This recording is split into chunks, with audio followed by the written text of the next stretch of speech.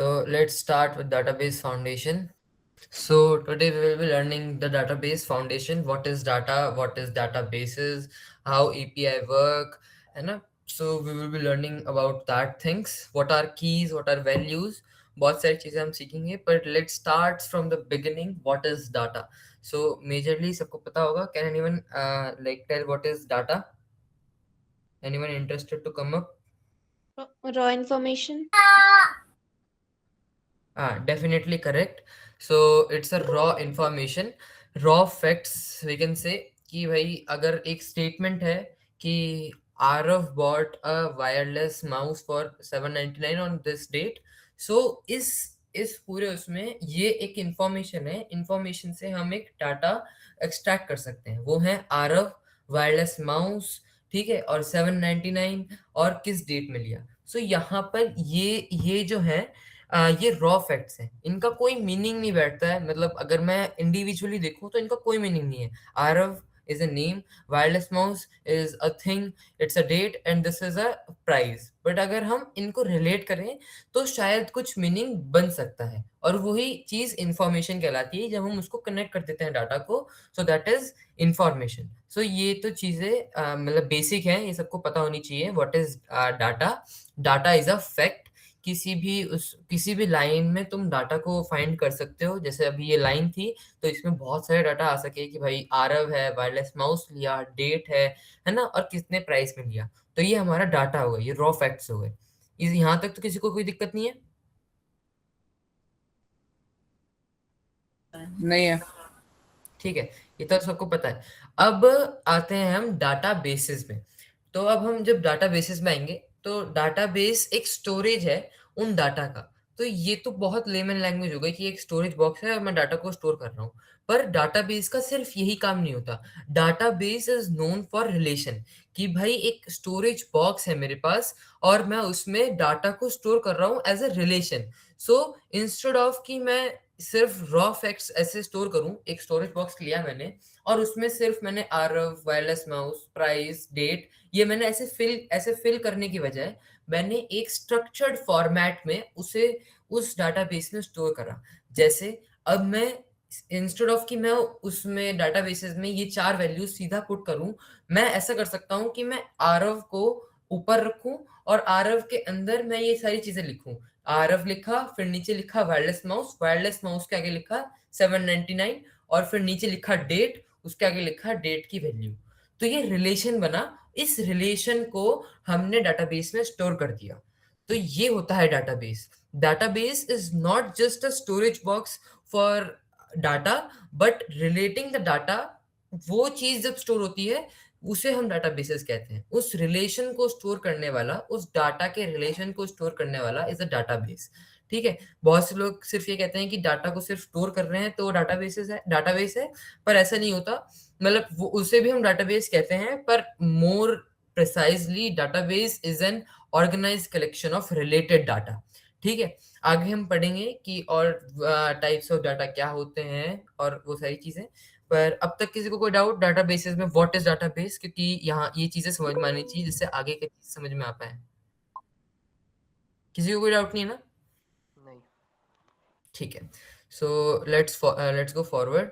अब हम पढ़ेंगे कि अब ये तो चीजें अब जो तुमने चीज पढ़ रखी है वो है एक्सेल या नॉर्मल फाइल्स जो जिसमें तुम डाटा स्टोर करते हो.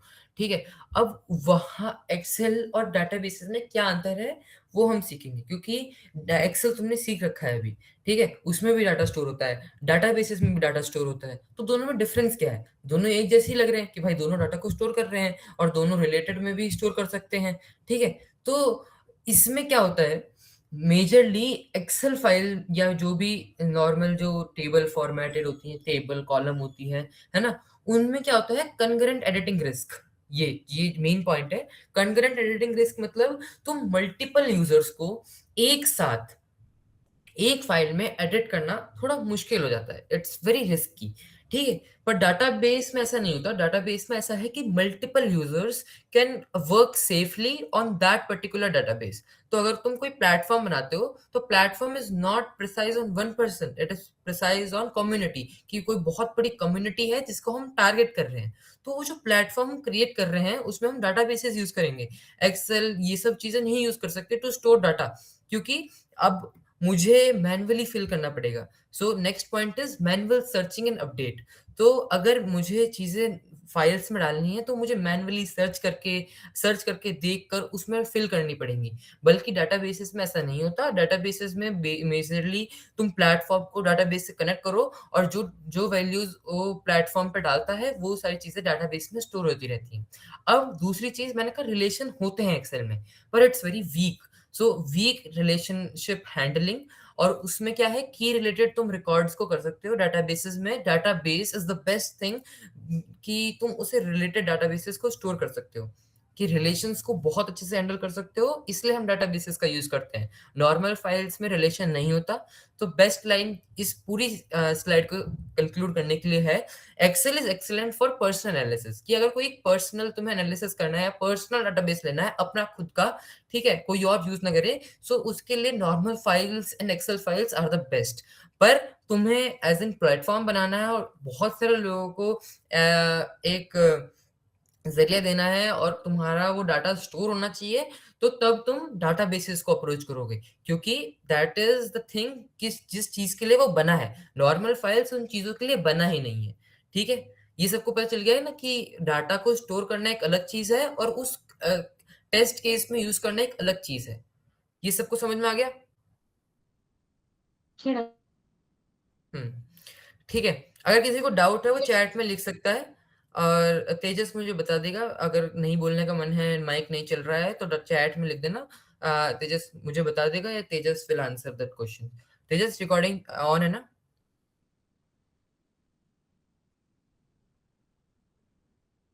ठीक है। अब हमने मेजरली समझ लिया कि व्हाट इज डाटाबेस। इन सब से हमने समझ लिया कि भाई एक रिलेशन, अगर कोई डाटा है मेरे पास, उसका एक रिलेटेड वर्जन है और मुझे वो स्टोर करना है, तो मुझे डाटाबेस पे जाना पड़ेगा। कोई एक प्लेटफॉर्म है जिसमें एक प्रोफाइल बनी है, उसमें एक इंस्टाग्राम प्रोफाइल बनाई मैंने, उसमें मैंने एक पोस्ट किया, है ना, मेरे पास फॉलोअर्स आए, लाइक्स आए, तो एक वो रिलेटेड चीजें हैं कि भाई मैं, मेरी एक प्रोफाइल, उसमें मेरी एक पोस्ट, मेरा एक फॉलोवर, मेरा एक लाइक, तो वो मेरे से रिलेटेड है। ऐसा ही कोई और पर्सन होगा, उसके लिए वो चीजें रिलेटेड होंगी। ठीक है, तो ये जब ये रिलेटेड वर्ड आ जाता है ना डाटा में, जब रिलेटेड वर्ड आ गया, देन वी यूज डाटाबेसेस। तो एप्लीकेशन देख लेते हैं एक बार। सबसे पहले, उससे पहले हम देखते हैं कि क्या majorly database solves an everyday problem. Majorly it finds कि भाई कोई भी चीज तुम्हें करनी है तो फाइंड द वैल्यू, उसमें बहुत इजी है ना। अपडेट करने में, कोई भी चीज तुम्हें अपडेट करनी है, you can do easily with Firebase. Firebase बोल रहा हूँ, database. What I use in databases is generally Firebase, इसलिए मुझसे निकल गया। आगे we will understand what are these things. ठीक है, नेक्स्ट थिंग इज प्रोटेक्ट, कि databases are more protected format. इतने, मतलब इतने प्रोटेक्टेड नहीं होते, पर yes they protect that your data relations, so उनको प्रोटेक्ट करता है।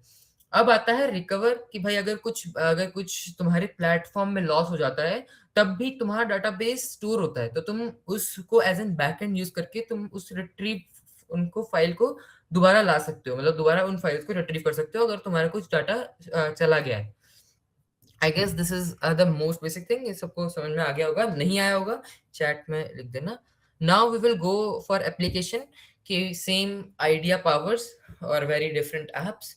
कि भाई Instagram is the most used app. तो इंस्टाग्राम में कोई अकाउंट है, उसमें पोस्ट है, फॉलोअर्स हैं, लाइक्स हैं, जैसे मैंने तुम्हें बताया कि वो एक रिलेशन है, और डाटा जब रिलेटेड हो जाता है तब वी विल यूज डाटाबेसेस। अब बैंकिंग में भी अकाउंट्स हैं, पेमेंट्स हैं, और प्रोफाइल बेस्ड होता है। मतलब तुम एक प्रोफाइल में, तुम्हारा एक अकाउंट होगा, अकाउंट के अंदर तुम्हारी पेमेंट्स होंगी, चार्ट शीट होंगी, या फिर बैलेंसेस होंगे, वो सारे एक अकाउंट के अंदर होगा। ठीक है, अब आ जाता है हॉस्पिटल। अब हॉस्पिटल में भी, अब जैसे तुम जाते हो, तो जो रिसेप्ट जो होता है, जो तुम्हारी पर्ची काटता है, ठीक है, वो जनरली उसमें लिखता है कि पेशेंट का नेम क्या है, कॉन्टैक्ट नंबर क्या है, और विजिट कितनी बार हो रखा है, कितना प्रिस्क्रिप्शन है, वो सारी चीजें उसमें स्टोर करता है। ठीक है, वो जो स्टोर कर रहा है वो भी एज एन रिलेटेड डाटाबेस में ही स्टोर कर रहा है, क्योंकि उन्हें आगे जाके हो सकता है कि पेशेंट दोबारा आए, तो वो सारी चीजें उन्हें एज एन की उससे वो रिट्रीव कर सकता है, बार बार बार बार पेशेंट से ना पूछकर उन्हें एक बार स्टोर करके जब वो अगली बार आएगा तो वो सारी चीजों के पूछने की जरूरत नहीं पड़ेगी। ठीक है, सिर्फ फोन नंबर या फिर सिर्फ फोन नंबर या फिर सिर्फ आधार कार्ड से वो काम चल जाता है, फिर पता चल जाता है कि हाँ ये पेशेंट जो है पहले भी आ रखा है, तो इसकी इंफॉर्मेशन मेरे पास है पहले से। फिर आता है स्कूल्स। स्कूल्स भी बहुत यूज करते हैं। अगर तुम वहां पे जाओ, मैम से बात करना, जो रिसेप्शन वाली मैम है, वो तुम्हें जब तुम किसी भी स्टूडेंट का कोई भी लेटर लेके जाते हो, तो वो अपने उस पे एक वेबसाइट खोलती हैं जिसमें वो पर्सन का, वो जो स्टूडेंट का नेम है और क्लास देखती है कि भाई ये बच्चा जिस जो लेटर दे रहा है ये तुम्हारी मतलब क्लास का है भी नहीं है, वो सारी चीजें वो वेरीफाई करती है। ठीक है, तो वो भी एज एन रिलेटेड डाटाबेस ही यूज कर रही है। और ई कॉमर्स में तो बहुत ज्यादा यूज होता है कि प्रोडक्ट हो गया, कार्ट हो गया, और बहुत टाइप्स के, एक प्लेटफॉर्म में बहुत टाइप के डाटाबेसेस यूज हो सकते हैं कि भाई there are types of databases we will learn in the upcoming slides. So बहुत सारी चीजें रिलेटेड होती हैं जो हम आगे पढ़ेंगे। So relations are where databases earn their keep, meaning relation is the most important thing for a database. मतलब रिलेशन तो होना ही चाहिए डाटा में। सिंपल रॉ फॉर्मेटेड डाटा अगर मैं किसी में स्टोर कर रहा हूँ तो वो स्टोरेज है बस। एक डाटाबेस बनने के लिए वो एक रिलेशन होना डाटा में बहुत जरूरी है। I guess this idea is clear. This is majorly the applications of our databases that we have learned just now. ठीक है, अब तक किसी को कोई डाउट है? आस्क।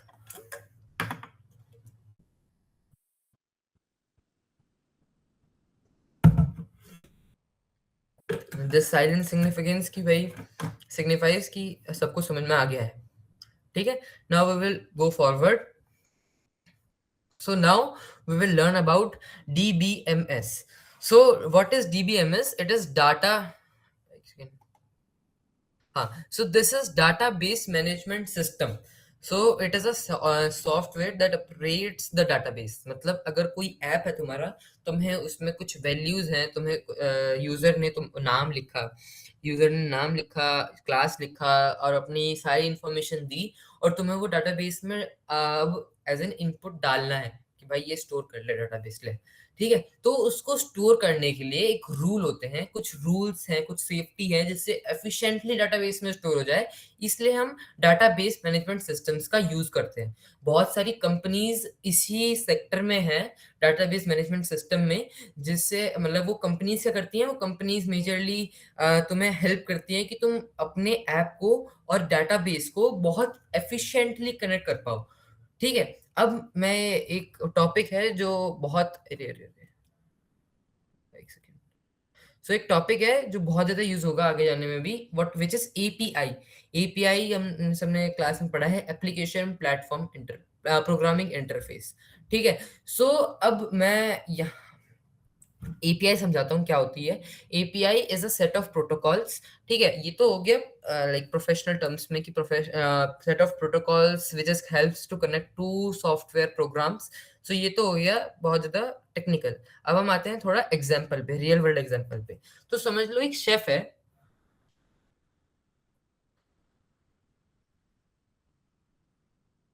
समझ लो एक शेफ है।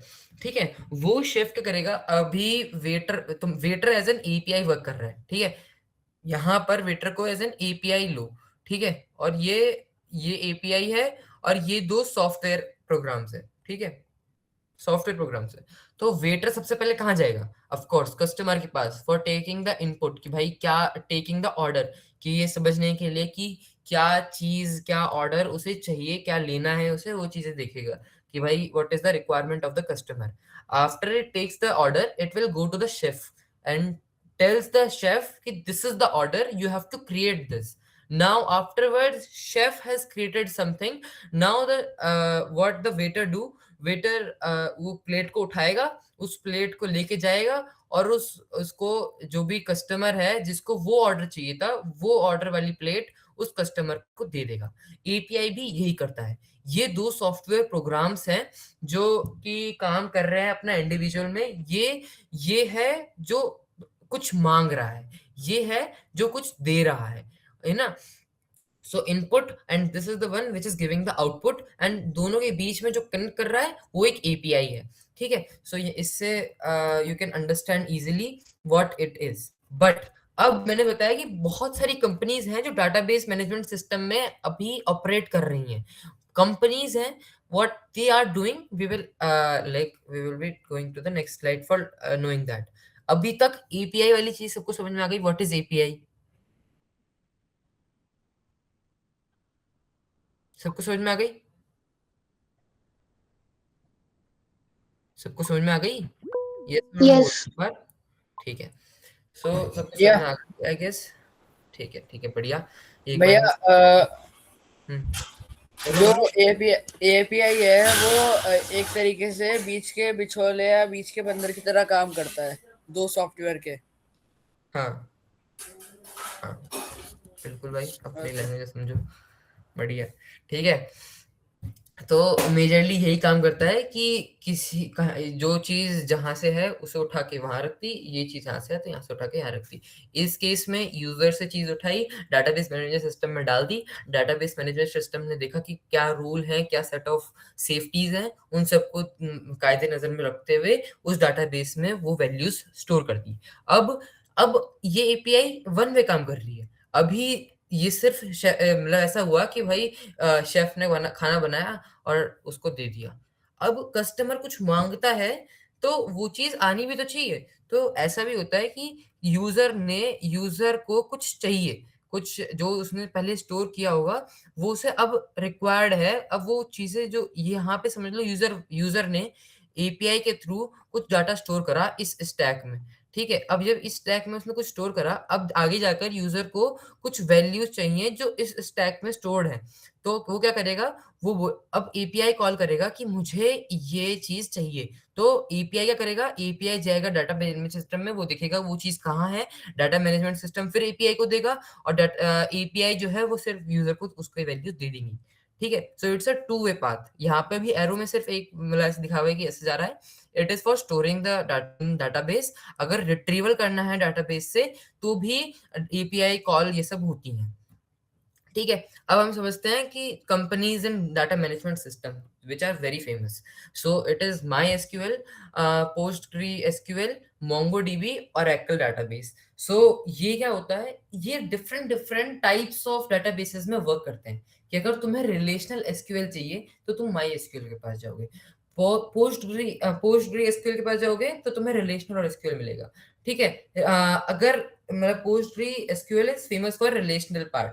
ठीक है, मोंगोडीबी के पास जाओगे तो डॉक्यूमेंट नो एसक्यूएल मिलेगा। अभी बहुत सारी चीजें आ रही हैं कि भाई ये रिलेशनल क्या है, ये एसक्यूएल क्या है, नो एसक्यूएल क्या है, मल्टी मॉडल क्या है, ये सारी चीजें क्या है, ये हम आगे जाके अभी पढ़ेंगे। बस ये बताना चाह रहा हूं कि कंपनीज नहीं बताती कि क्या कैटेगरी है, कैटेगरी वेल डिफाइंड है। बस ये कंपनीज क्या कर रही हैं, ये उन कैटेगरीज पे ऑपरेट कर रही हैं। ठीक है, so product name are not category. A DBMS can support more than one data model also. So मतलब एक डाटा मॉडल है, वो बहुत से डाटा मॉडल ऑपरेट करता है, जो आगे जाके हम पढ़ेंगे। अभी तक समझ में आ गया ना कि कंपनीज के नाम है, सिर्फ एक कंपनीज के नाम है जो डिफरेंट कैटेगरीज पे वर्क ऑन कर रहे हैं। तुम ये नहीं बोल सकते कि ये टाइप ऑफ डाटाबेस क्या है, माई एसक्यूएल, नहीं, ये नहीं बोल सकते। जो टाइप ऑफ डाटाबेस है वो तो टाइप ऑफ डाटाबेसेस है, उन टाइप ऑफ डाटाबेसेस पे कुछ कंपनीज ऑपरेट कर रही हैं। ये समझ में आ गया? ठीक है, आगे बढ़ते हैं। So reading of a table, majorly सबको पता होगा कि कैसे एक टेबल को पढ़ते हैं।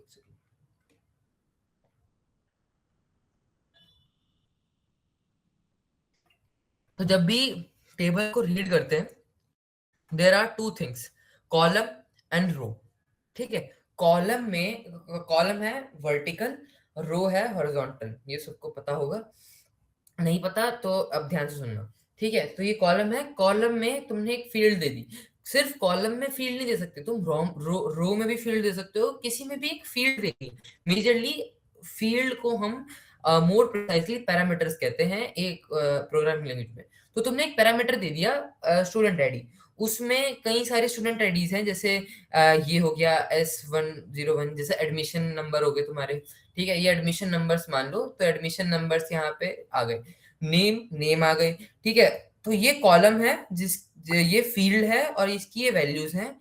अब रो क्या करता है, रो इन सब को कनेक्ट करता है कि ये स्टूडेंट आईडी है, स्टूडेंट आईडी का ये नेम है, ये मेजर मेजर इसने कंप्यूटर साइंस ले रखी है, और कब इसने ज्वाइन करा, ये सारी चीजें, ठीक है।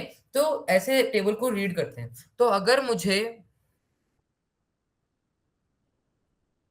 मुझे कोई भी रीड करना होगा, अगर ये चीजें, ये जो चीज है, ये तुम्हारे रिसेप्शन वाली मैम जो डीएवी की हैं वो यूज करती हैं, कि तुम्हारा एडमिशन नंबर लिया, तुम्हारा ये रहा एडमिशन नंबर, ये एडमिशन नंबर उठाया तुम्हारा, ठीक है, और जैसे ही उन्होंने एडमिशन नंबर उठाया, उनके पास टेबल है, उसमें से उन्होंने एडमिशन नंबर देखा, उन पता चल गया इस एडमिशन नंबर में ये नाम है, ठीक है। फिर तुम बोलते हो कि मैम मैंने ले रखी है मेजर बायो, ठीक है, तो वो मैम देखेंगी कि सही में मेजर बायो ले रखी है इसने, फिर चेक करेंगे कि हाँ मेजर बायो ले रखी है, अब तुम्हें चेंज करवाना है तो तुम फिर चेंज करवाते हो, ठीक है। फिर तुम बोलते हो कि ज्वाइंड ऑन, फिर तुम देखते हो कि भाई कब ज्वाइन किया था उसने, और बाकी सारी डिटेल्स सब सब आ जाती हैं। तो रिसेप्शन वाली मैम को इजी हो जाएगा कि इंस्टेड ऑफ कि मैं सारी चीज उस बच्चे से पूछूं एक एक करके, तो वो सारी चीजें उसके पास आ जाएंगी। किसी किसी का कोई डाउट था शायद, किसी ने माइक ऑन किया था आई गेस, कोई डाउट है? आई गेस किसी का नहीं है, गलती से हो गया होगा।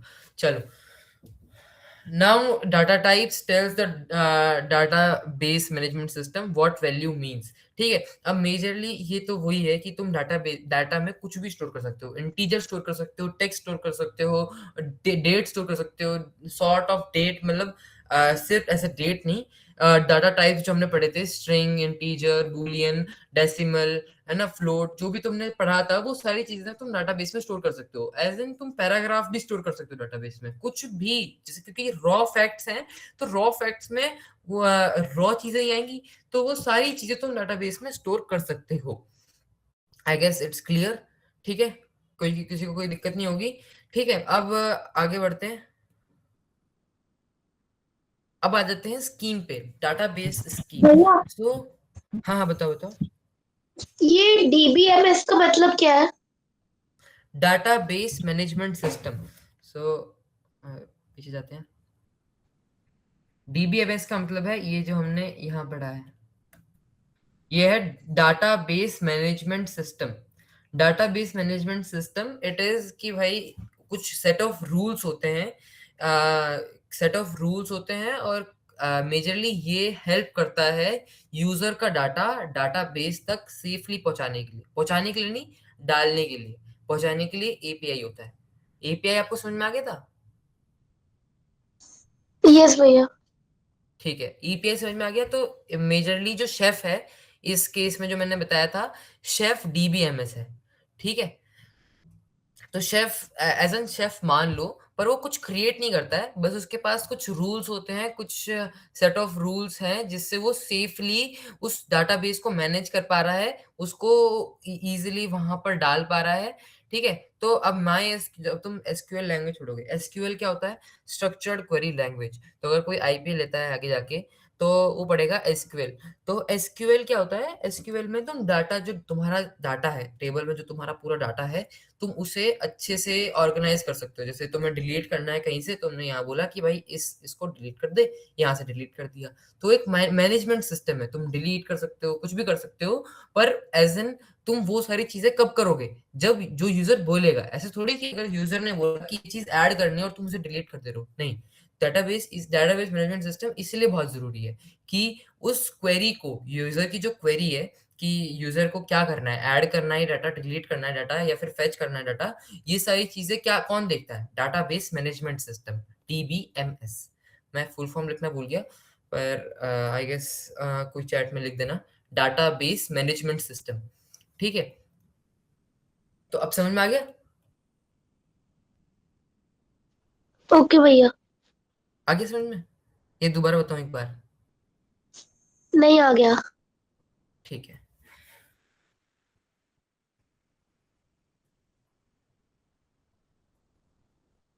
सो हम थे स्कीम पे। So what is a scheme? Scheme है ब्लूप्रिंट, एक डाटा, जो तुम्हारा डाटा है उसका एक ब्लूप्रिंट। ये कुछ एक्चुअल डाटा स्टोर नहीं करता, ये कुछ नहीं करता, ये बस स्पेसिफाई करता है कि इस डाटा में कौन से rules, tables, fields, data types store कर सकते हैं। तो मेजरली जैसे ब्लूप्रिंट होता है, एक घर का ब्लूप्रिंट है कि भाई यहाँ पर, यहाँ सोफा रखा जाएगा, यहाँ पे गेट है, यहाँ पे किचन है, किचन में यहाँ पे ये चीज लगेगी, यहाँ पे स्टोव है। तो मेजरली वो ब्लूप्रिंट है। ये भी एक एज एन ब्लूप्रिंट काम करता है कि भाई रूल्स में क्या आता है कि कोई भी डाटा को एक्सेस कर सकता है, ठीक है। और फील्ड्स में आएगा कि भाई जैसे यहाँ पर है ये कोर्स थीम, तो कोर्स डाटा में ये जो है ये फील्ड्स हैं, ये फील्ड्स आएंगी कोर्स डाटा में, और कोई फील्ड नहीं आ सकती, है ना। डाटा टाइप मैंने स्पेसिफाई कर दिया स्कीम में और डिटेल जाके कि यहाँ पर जो कोर्स आईडी है वो सिर्फ इंटीजर हो सकता है, ये सिर्फ स्ट्रिंग हो सकता है, ये सिर्फ नंबर हो सकता है, या इंटीजर हो सकता है, या डेसिमल हो सकता है, कुछ भी हो सकता है, ठीक है। ये मैं स्पेसिफाई कर दूंगा, स्कीम्स को मैं स्पेसिफाई कर दूंगा, जिससे कि आगे जाकर कंफ्यूजन क्रिएट ना हो। तो you have to like create your scheme और ब्लूप्रिंट ऑफ द डाटा बहुत एक्यूरेटली बनाना पड़ेगा, जिससे सिस्टम में कोई दिक्कत ना आए, क्योंकि system depends on that scheme, ठीक है। जनरली जब तुम आगे जाके करोगे इस वर्ड का भी यूज नहीं करोगे, क्योंकि तुम्हें ऑटोमेटिकली अपने दिमाग में ब्लूप्रिंट बनाओगे कि हाँ यहाँ पर ये नोड है, ये करना है मुझे, ये करना है। तो that goes in your brain. अगर तुम आगे जाके करोगे तो तुम इस वर्ड को भी भूल जाओगे, और मुझे भी याद नहीं है ये वर्ड क्या है। बट मेजरली तुम्हें जो चीज पता होनी चाहिए कि ब्लूप्रिंट होता है डाटा का, and that is known as scheme, ठीक है। और कैसे उस architecture, majorly it governs the data data architecture. और जब तुम रिलेशनल डाटाबेस यूज कर रहे हो, most important thing is architecture of the data. क्योंकि क्योंकि डाटा जब तुम देखोगे कि तुम्हें, जैसे तुमने कोई चीज बनाई, अब तुम्हें वो कॉल करना है, अगर तुमने वो अच्छे से आर्किटेक्चर नहीं बनाया, बढ़िया से तुमने रिलेट नहीं करा, तो तुम कुछ भी चीज मांगोगे कुछ और चीज आ जाएगी, अगर तुमने वो अच्छे से रिलेट नहीं करी चीजें, इसकी वजह से, ठीक है। अब आगे चलते हैं। स्कीम आई गेस सबको समझ में आ गया व्हाट इज स्कीम, ठीक है। अगर कोई किसी को डाउट है तो पूछ सकता है स्कीम में, नहीं आई गेस, ठीक है। भैया आप चलो दोबारा लेट्स, एक्सप्लेन कर सकते हो? हाँ हाँ, तो किसे, स्कीम को ही ना? हाँ भैया।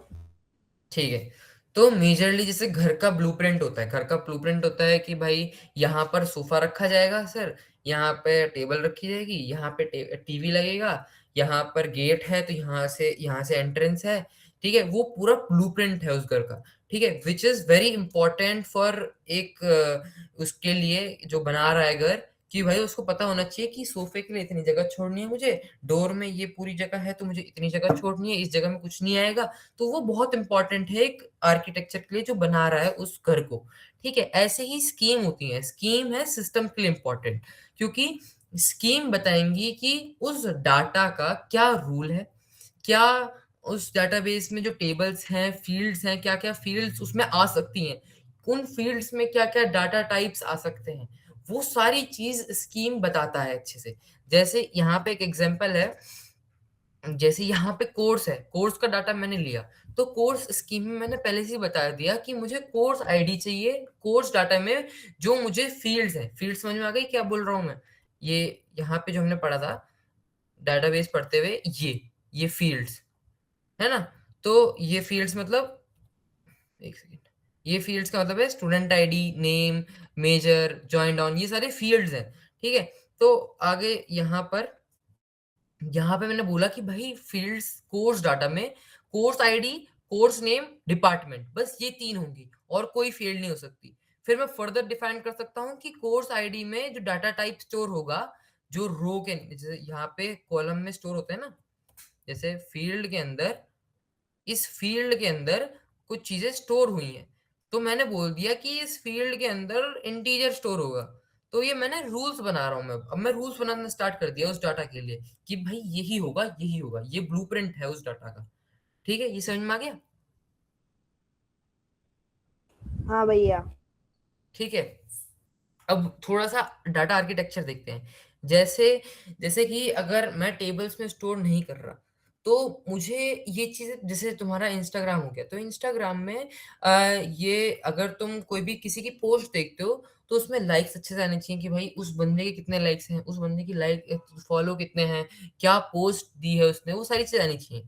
तो वो क्या करेगा इंस्टाग्राम, जैसे यहाँ पर तुम्हारी एक स्पेसिफाइड आईडी होगी जो तुम्हारी स्टोर कर रखी है, उसके अंदर इंस्टाग्राम ही नहीं, कोई भी प्लेटफॉर्म ले लो, XYZ, कोई भी प्लेटफॉर्म, एक्स प्लेटफॉर्म ले लो, कुछ भी, मतलब व्हाट्सएप ले लो, कुछ भी प्लेटफॉर्म ले लो, दे यूज डाटाबेस। ठीक है, अब यहाँ पे तुम्हारी आईडी है, आईडी के अंदर उन्होंने बोला कि यहाँ पर पोस्ट, क्या हो रहा है, तो मेजरली उन्होंने बोला कि ये है, यहाँ पर ये तुम्हारी आईडी आएगी, आईडी के अंदर सबसे पहले आएगा पोस्ट। ठीक है, कोई भी पोस्ट तुमने किया है वो स्टोर होगा, कोई इमेज हो गई, कुछ भी हो गया, तो वो पोस्ट स्टोर होगा। फिर उसके बाद तुमने बोला फॉलोज। ठीक है, अरे क्यों हो रहा है ये सब, चलो ठीक है, कोई नहीं। फॉलोज, तो वहां पे फॉलोज आएंगे, कितने फॉलोज हैं, पोस्ट कितनी है, वो सारी चीजें इसके अंदर स्टोर होंगी। कोई अगर दूसरा होगा यूजर, तो दूसरे यूजर के अंदर ही सारी चीज स्टोर होंगी कि भाई उसकी क्या पोस्ट है, उसकी क्या फॉलो है, उसकी क्या लाइक है। ठीक है, तो इसे कहते हैं रिलेशन बनाना। तो ये आर्किटेक्चर होता है कि भाई एक चीज का आर्किटेक्चर बना रहा हूं मैं, सबसे पहले कि सबसे पहले यहाँ पर आईडी आनी चाहिए, उसके नीचे पोस्ट आनी चाहिए, उसके नीचे फॉलो आने चाहिए। ठीक है, ये एक आर्किटेक्चर बना रहा हूं मैं डाटा का एक आर्किटेक्चर बनाना बहुत जरूरी है। ठीक है, आगे जाके तुम इंस्टेड ऑफ कि तुम किसी पेन और पेपर पे ये आर्किटेक्चर बना रहे हो, which is the best thing, अगर कोई कोई ऐसे करके बना बना के अपना प्लेटफॉर्म बना रहा है, सो उसमें कोई दिक्कत नहीं आती। पर बाकी आगे जाके तुम खुद से सोचने लग जाओ कि हाँ मुझे ये करना है, इसके नीचे ये बनाना है, मुझे इसके अंदर ये आना चाहिए, वो तुम अपने आप से फिर फिगर आउट कर पाओगे आगे जाके। ठीक है, आ जाते हैं हम नेक्स्ट थिंग पे, which is types of database. Sorry for the interruption. So अब तक किसी को कोई डाउट है, लिख सकता है चैट में।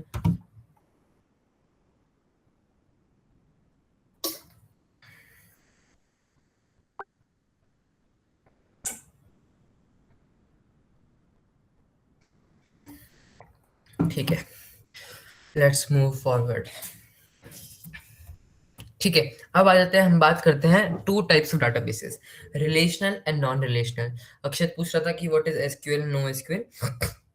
मोस्ट इंपॉर्टेंट थिंग यहाँ पे, यहाँ इसके आगे जो भी है विच इज वेरी थ्योरेटिकल, और ये चीज समझना बहुत जरूरी है, क्योंकि तुम आगे जाके जब भी डाटाबेस क्रिएट करोगे तो वो तुमसे पूछेगा कि रिलेशनल बनाऊं, नॉन रिलेशनल बनाऊं, नॉन रिलेशनल में कौन सा डॉक्यूमेंट बनाऊं कि की बेस बनाऊं, तो वो चीजें आज करेगा और तुम्हें फिर दिक्कत हो सकती है। तो ये चीज बहुत अच्छे से समझना। रिलेशनल डाटाबेसेस होते हैं जिसमें हम डाटा जो क्रिएट कर रहे हैं उन्हें जब स्टोर करेंगे डाटाबेसेस में, जब हमने कुछ यूजर से डाटा लिया, अब हम वो डाटा किस फॉर्मेट में स्टोर कर रहे हैं, that differentiate relational and non relational. तो कोई भी चीज डिफरेंशिएट करते हैं तो ये पता होना चाहिए कि हम वो डिफरेंशिएशन किस बेसिस पे कर रहे हैं, किस बेसिस पे कर रहे हैं, type of storing the data. Relational database में हम स्टोर करते हैं डाटा टेबल्स में। ठीक है, मतलब टेबल्स मतलब जो हमने पढ़ा, रोज, कॉलम्स, पैरामीटर्स, फील्ड्स, है ना, उन चीजों में अगर हम स्टोर कर रहे हैं data, that is relational database. पर अगर हम टेबल्स का यूज नहीं कर रहे, नॉन टेबुलर फॉर्मेट में स्टोर कर रहे हैं, फ्लेक्सिबल है इंफॉर्मेशन बहुत, ठीक है, जैसे इसमें लिखा हुआ है डॉक्यूमेंट बेस्ड है, की वैल्यू पेयर है, तो इन सबको हम कहते हैं नॉन रिलेशनल डाटाबेसेस। ठीक है, क्या इसमें रिलेशन नहीं होता? होता है, पर इसमें टेबुलर फॉर्मेट में नहीं होता। ये समझ में आ गया ना कि डाटाबेस है तो रिलेशन तो होगा ही होगा, पर यहाँ पर रिलेशनल डाटाबेसेस में तुम एज एन जो स्टोर करोगे अपना सारी वैल्यूज डाटा को, वो एज एन एक्सेल फॉर्मेट या फिर CSV, इन सब में कॉलम्स, रोज, इन सब में स्टोर करोगे। नॉन रिलेशनल में भी डाटा रिलेशनल होता है, पर तुम उन्हें कॉलम्स इन सब में नहीं स्टोर करते, बल्कि एक फ्लेक्सिबल फॉर्मेट होता है, जिस जेसन फाइल हो गई या फिर XML फाइल हो गई, बहुत सारी फाइल्स हैं ऐसी जिसमें बिना टेबल्स के भी डाटा स्टोर होता है, पर वो रिलेटेड है, वो डाटा तब भी रिलेटेड है। मोस्ट इंपॉर्टेंट थिंग कि रिलेशनल डाटाबेस ऐसा नहीं है कि सिर्फ रिलेशन है तो रिलेशन डाटाबेस के पास चले जाऊंगा, रिलेशन नहीं है तो मैं नॉन रिलेशनल के पास चले जाऊंगा, ऐसा नहीं है। डाटाबेस हमेशा रिलेटेड होते ही होते हैं। ठीक है, major thing of classification is कि किस फॉर्मेट में मैं उसे स्टोर कर रहा हूँ। अब यहाँ पर बात आ जाती है एसक्यूएल और नो एसक्यूएल की। एसक्यूएल इसलिए स्ट्रक्चर्ड क्वेरी लैंग्वेज है, और स्ट्रक्चर्ड क्वेरी लैंग्वेज हमेशा स्ट्रक्चर्ड थिंग के पास ही जाएगी, विच इज टेबल। कि भाई कोई स्ट्रक्चर्ड वे में अगर मुझे कोई चीज दे रहा है तो मैं उसी के पास जाऊंगा। तो नो एसक्यूएल का मतलब है उसमें एसक्यूएल नहीं लग सकती। क्यों? क्योंकि उसमें डाटा वही नहीं है, मतलब डाटा तो है पर टेबल्स नहीं है, और tables is the most important thing for a structured query language which is SQL. ठीक है। अब रिलेशनल डेटाबेसेस में वो आ गई, टेबल्स आ गई, यहाँ पे टेबल्स आ गई, पाई चार्ट आ गया, कुछ भी आ गया। ठीक है। अब नॉन रिलेशनल में आता है तीन तीन नहीं, बहुत सारी कैटेगरी होती है। Majorly two category to emphasize on is document based and key value based. Graph based भी होता है। ग्राफ बेस्ड तब यूज करते हैं जब बहुत ज्यादा रिलेशन, हमें बहुत डीप रिलेशनल नेटवर्क बनाना होता है, तो हम ग्राफ बेस्ड डेटाबेसेस का यूज करते हैं, जो कि हम अभी अपने 1 ईयर के प्रोग्राम में नहीं करेंगे। हम जो यूज करेंगे that is document based and की बेस्ड। ठीक है, इट इज क्लियर, क्योंकि ये बहुत इंपॉर्टेंट थिंग है आगे जाके भी। रिलेशनल क्या होते हैं, नॉन रिलेशनल क्या होते हैं, नॉन रिलेशनल में कितनी कैटेगरी हैं, ये समझ में सबको समझ में आ गया? आ गया सबको समझ में? एवरीवन आ गया सबको समझ में? कुछ हाँ ना बोल दो। भैया बस एक बार एसक्यूएल एक बार वापस बता दो, हाँ, लेकिन तो थोड़ा धीरे एसक्यूएल, स्पीड में। अच्छा ठीक है, सॉरी। ठीक है, एसक्यूएल होता है स्ट्रक्चर्ड क्वेरी लैंग्वेज। ठीक है, स्ट्रक्चर्ड क्वेरी लैंग्वेज क्या होता है कि अगर मेरे पास एक टेबल है, समझ लीजिए मेरे पास यहाँ पे मान लेते हैं, इसमें यहाँ पे ये टेबल है मेरे पास। ठीक है, अब मैं एसक्यूएल से क्या कर सकता हूँ, उस वो एक लैंग्वेज होती है, जैसे पाइथन एक लैंग्वेज है, ऐसी ही वो भी एक लैंग्वेज है। ठीक है, अब उस लैंग्वेज में मैं क्या करता हूँ, मैं चाहता हूँ कि ये चीज जो है, ये डाटा मैं डिलीट करना चाहता हूँ। तो मैं ऐसा तो है नहीं कि एक्सेल है तो जाके ऐसे करके डिलीट कर दिया, नहीं। ठीक है, और ये जो डिलीट होगा, ये जो डाटा डिलीट होगा, ये बेस्ड ऑन यूजर का है। अगर यूजर कहेगा कि मुझे कॉलम 2 का रो 1 डिलीट करना है, तो मुझे वो करना पड़ेगा।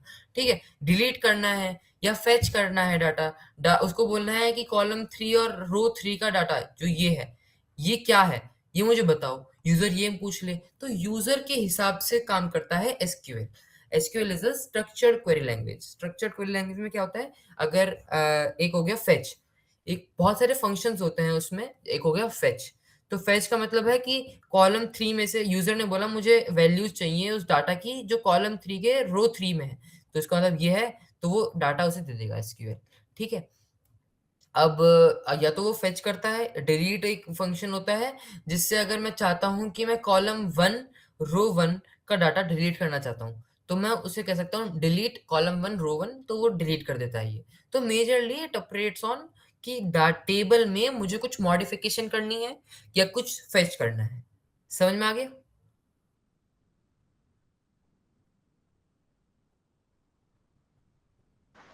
समझ में यस आया? भैया। नहीं, जिसने जिसने यस जिसने सर, पूछा था वो बताओ। आ है ना? गया आ गया। चलो, चलो बढ़िया। एसक्यूएल मतलब कोई भी डाटा में, रिलेशनल डाटा में, बहुत इंपॉर्टेंट है, रिलेशनल डाटा में एसक्यूएल कभी भी नॉन रिलेशनल में काम नहीं करेगा। It only works on relational databases.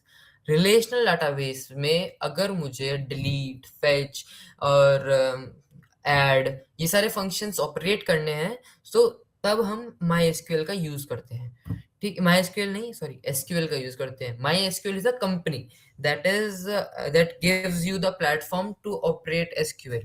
ठीक है, कि जैसे पाइथन है, तो पाइथन की कंपनी भी कोई होगी, पेरेंट कंपनी, तो वो पाइथन को करती है।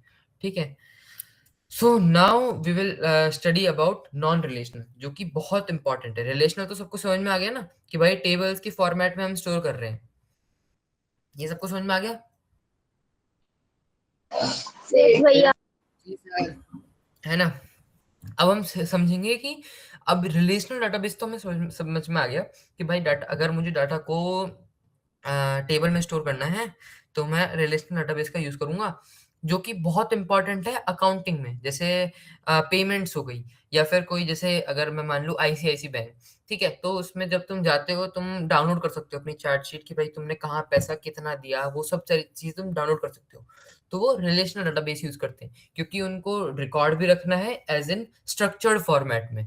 ठीक है, अगर तुम्हें स्ट्रक्चर्ड फॉर्मेट में अपना डाटाबेस स्टोर करना है कि भाई तुम्हें आगे जाके तुम्हें वो चीजें यूजर को दिखानी है या फिर वो चीजें तुम्हें अपने आप को समझनी है, तो you use these things relational databases।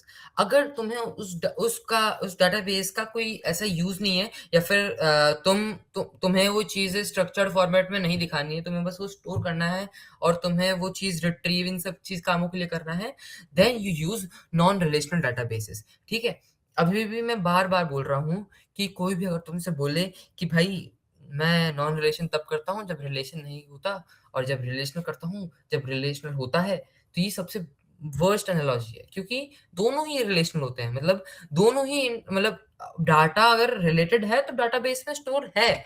ठीक है, अगर ऐसा नहीं है कि नॉन रिलेशनल बोल दिया तो रिलेटेड होगा ही डाटा, ऐसा नहीं है। ठीक है, अब आ जाते हैं हम नॉन रिलेशनल डाटाबेस में। नॉन रिलेशनल डाटाबेस में बहुत बेसिक है की value database.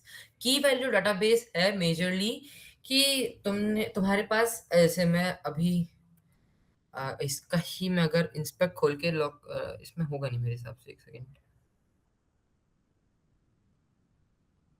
Application local storage,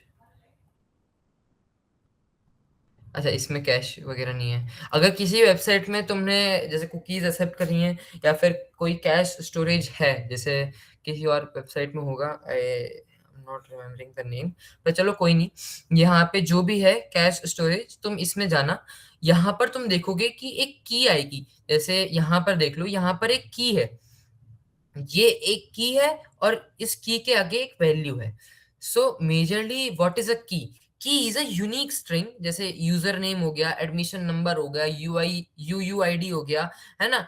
ये की किस लिए यूज होता है, समझो एक घर के आगे एक ताला है और ताला मुझे खोलना है, तो मेरे पे की होनी चाहिए, उस घर की होनी चाहिए। ठीक है, तो मैं की घुसाऊंगा, लॉक खोलूंगा और मैं उस वैल्यू को पा पाऊंगा।